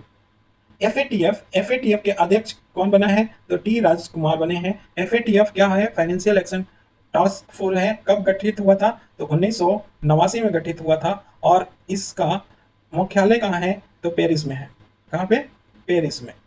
ठीक, झांग मिंग, ये झांग मिंग है, ये एससीओ के नए महासचिव बन गए हैं। एससीओ, संघाई सहयोग कॉर्पोरेशन के या संघाई सहयोग संगठन के नए महासचिव के रूप में कौन बना है? तो झांग मिंग बने हैं। ठीक, नेक्स्ट इंपॉर्टेंट नाम है Olaf Scholz, Olaf Scholz. Olaf Scholz कौन है? जर्मनी के नए चांसलर हैं। ठीक है ना, तो जर्मनी के नए चांसलर के रूप में कौन बन गया है? एंजेला मर्केल की जगह अब ओलाफ सोल्ज आ गए हैं। ठीक है, प्रोफेसर बिमल पटेल, ये अंतर्राष्ट्रीय विधि आयोग के में क्या किए गए हैं? निर्वाचित किए गए हैं। कौन? Professor Bimal Patel. Very important question की सबसे ज्यादा प्रोबेबिलिटी है पूछे जाने की कि कनाडा की रक्षा मंत्री का नाम बताओ। जो कनाडा में भारतीय मूल की महिला है अनीता आनंद, वो कनाडा की रक्षा मंत्री बनी है। ठीक है, नजला वाडेन रमधाने, नजला वाडेन रमधाने ये ट्यूनिसिया की पहली महिला प्रधानमंत्री बनी है। तो ये कहाँ की बनी है? ट्यूनिसिया की। कौन? नजला वाडेन रमधाने। इस्माइल साबरी याकूब, वेरी इंपॉर्टेंट, ये मलेशिया के पीएम बने हैं। कौन? इस्माइल साबरी याकूब। बशर अल असद, ये नाम बहुत सुना सुना लगता है, जब सीरिया युद्ध हुआ था तब ये चर्चे में थे। तो चौथी बार सीरिया के राष्ट्रपति चुन लिए गए हैं। कौन? बशर अल असद। शेर बहादुर देवबा, ये नेपाली कांग्रेस के अध्यक्ष हैं, और साथ ही साथ नेपाल के नए प्रधानमंत्री के रूप में कौन चुना गया है? शेर बहादुर देवबा। ठीक, इसाक हेरजोग, इसाक हेरजोग इजराइल के 11वें राष्ट्रपति के रूप में पदभार ग्रहण किया। तो इसाक हेरजोग कौन है? इजराइल के 11वें राष्ट्रपति हैं। ठीक, एक नाम निधन में याद रखना जिनका देहांत हो गया है, डॉक्टर अब्दुल कादिर खान। ये पाकिस्तान के परमाणु कार्यक्रम के जनक माने जाते हैं। कौन? डॉक्टर अब्दुल कादिर खान, इनका निधन हो गया। नेक्स्ट क्वेश्चन ये बनता है कि एलिजाबेथ ट्रस कौन है? तो ये ब्रिटेन की विदेश मंत्री हैं, जो अभी भारत की आधिकारिक यात्रा पे मार्च में आई थी। ठीक है, प्राजक्ता कोली, प्राजक्ता कोली यूएनडीपी इंडिया की पहली युवा जलवायु चैंपियन बनी है। तो कौन बना है यूएनडीपी इंडिया की पहली युवा जलवायु चैंपियन? प्राजक्ता कोली बनी है। ठीक, अब नेक्स्ट देखें, नेक्स्ट चर्चित में हरप्रीत चंडी का नाम आता है। ये दक्षिणी ध्रुव अर्थात अंटार्कटिका को अकेले यात्रा करने वाली पहली भारतवंशी और अश्वेत महिला है। कौन? हरप्रीत चंडी। ये अंटार्कटिका को अकेले यात्रा की है दक्षिणी ध्रुव के, और ये भारतवंशी है, और दूसरी बात अश्वेत महिला भी है। कैप्टन एमी बर्नस्मिथ, कैप्टन एमी बर्नस्मिथ या बर्नस्मिथ, ये क्या है? यूएस अब्राहम लिंकन की कमान संभालने वाली पहली महिला बनी है। तो कैप्टन एमी बर्नस्मिथ यूएस के या यूएस अब्राहम लिंकन की कमान संभालने वाली कौन सी पहली महिला बनी है? कौन? Captain Amy Bauernschmidt. ठीक, अब आ जाए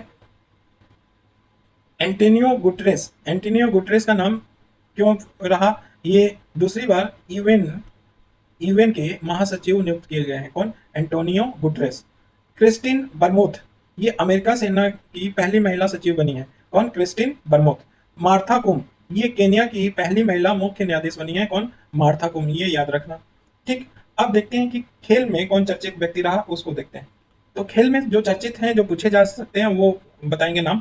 देखो, संतोष ट्रॉफी कौन से गेम से जुड़ा हुआ है? तो फुटबॉल से जुड़ा हुआ है। ये जो युजवेंद्र चहल आईपीएल इतिहास की 21वीं हैट्रिक ली। तो आईपीएल में अभी तक 21 हैट्रिक लग चुका है। ठीक है ना, तो 21वीं हैट्रिक कौन लिया? तो युजवेंद्र चहल ने लिया, और ये कोलकाता नाइट राइडर्स के खिलाफ ये हैट्रिक लिया।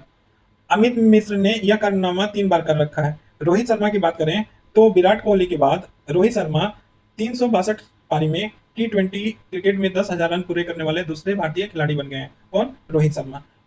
रविचंद्र अश्विन की बात करें तो आईपीएल के इतिहास में रिटायर्ड आउट होने वाले ये पहले खिलाड़ी बन गए हैं। तो ये ध्यान रखना कि आईपीएल के अभी तक जितना इतिहास हुआ उसमें रिटायर्ड आउट होने वाले कौन पहले खिलाड़ी बन गया है, तो रविचंद्र अश्विन बन गए हैं। और रविचंद्र अश्विन की दूसरी बात यह है कि भारत की ओर से सबसे ज्यादा विकेट लेने वाले दूसरे गेंदबाज की बात करें तो वो रविचंद्र अश्विन है। लेकिन ये कौन से मैचों में? टेस्ट मैचों की बात कर रहे हैं। नेक्स्ट देखें तो एलिसा हीली और मिचेल स्टार्क ये दोनों ऑस्ट्रेलिया के हैं।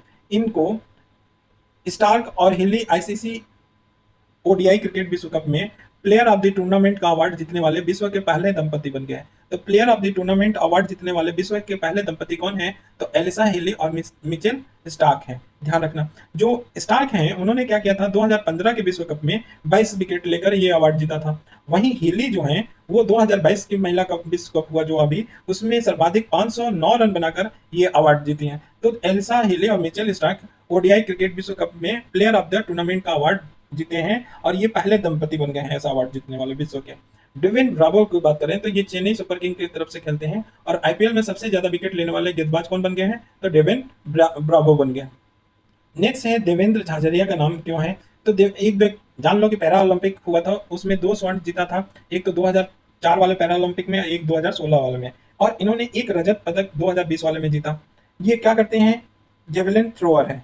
राष्ट्रपति ने इनको पद्म भूषण से सम्मानित किया है। वेरी इंपॉर्टेंट, पद्म भूषण किसको मिला है? देवेंद्र झाझरिया को मिला है। ठीक, और ऐसा देश में पहले पैरा खिलाड़ी बन गए हैं जो ये सम्मान मिला है। सेन वान का निधन हो गया, कहाँ पे हुआ? थाईलैंड में हुआ। और मुथैया मुरलीधरन के बाद सर्वाधिक विकेट लेने वाला कौन था? सेन वान था।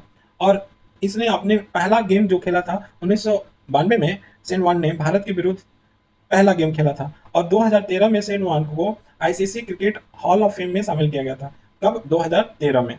ऋचा घोष का नाम आ रहा है, तो ऋचा घोष एक दिवसीय अंतर्राष्ट्रीय मैचों में सबसे तेज अर्धशतक लगाने वाली भारतीय महिला खिलाड़ी बन गई है। कौन? ऋचा घोष बन गई है सबसे तेज अर्धशतक लगाने के लिए। कितने गेंदों पर लगाई? तो 26 गेंदों के पर लगाई। किसके विरुद्ध लगाई? तो न्यूजीलैंड के विरुद्ध लगाई।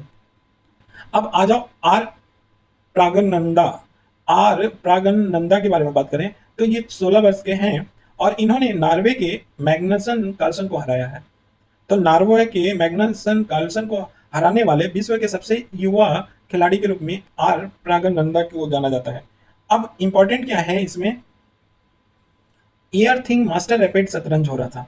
उस एयर थिंग मास्टर रैपिड शतरंज में जो मैग्नस कार्लसन थे उनको प्रागनंदा ने हरा दिया था। लेकिन फाइनली अगर देखें तो कब कौन जीता था? एयर थिंग मास्टर्स का खिताब कौन जीता था? तो मैग्नस कार्लसन ने जीता था। नीरज चोपड़ा के बारे में बात करें तो लॉरियस वर्ल्ड स्पोर्ट अवार्ड 2022 के लिए इनको breakthrough of the year श्रेणी के अंतर्गत नामित किया गया है। तो लॉरियस वर्ल्ड स्पोर्ट अवार्ड में breakthrough of the year के नाम से श्रेणी में नामित किया गया है। किसको? नीरज चोपड़ा को। दूसरी बात है कि सचिन तेंदुलकर और विनेश फोगाट के बाद लॉरियस वर्ल्ड स्पोर्ट अवार्ड के अंतर्गत किसी भी श्रेणी में नामित होने वाले ये नीरज चोपड़ा हमारे तीसरे भारतीय खिलाड़ी हो गए हैं।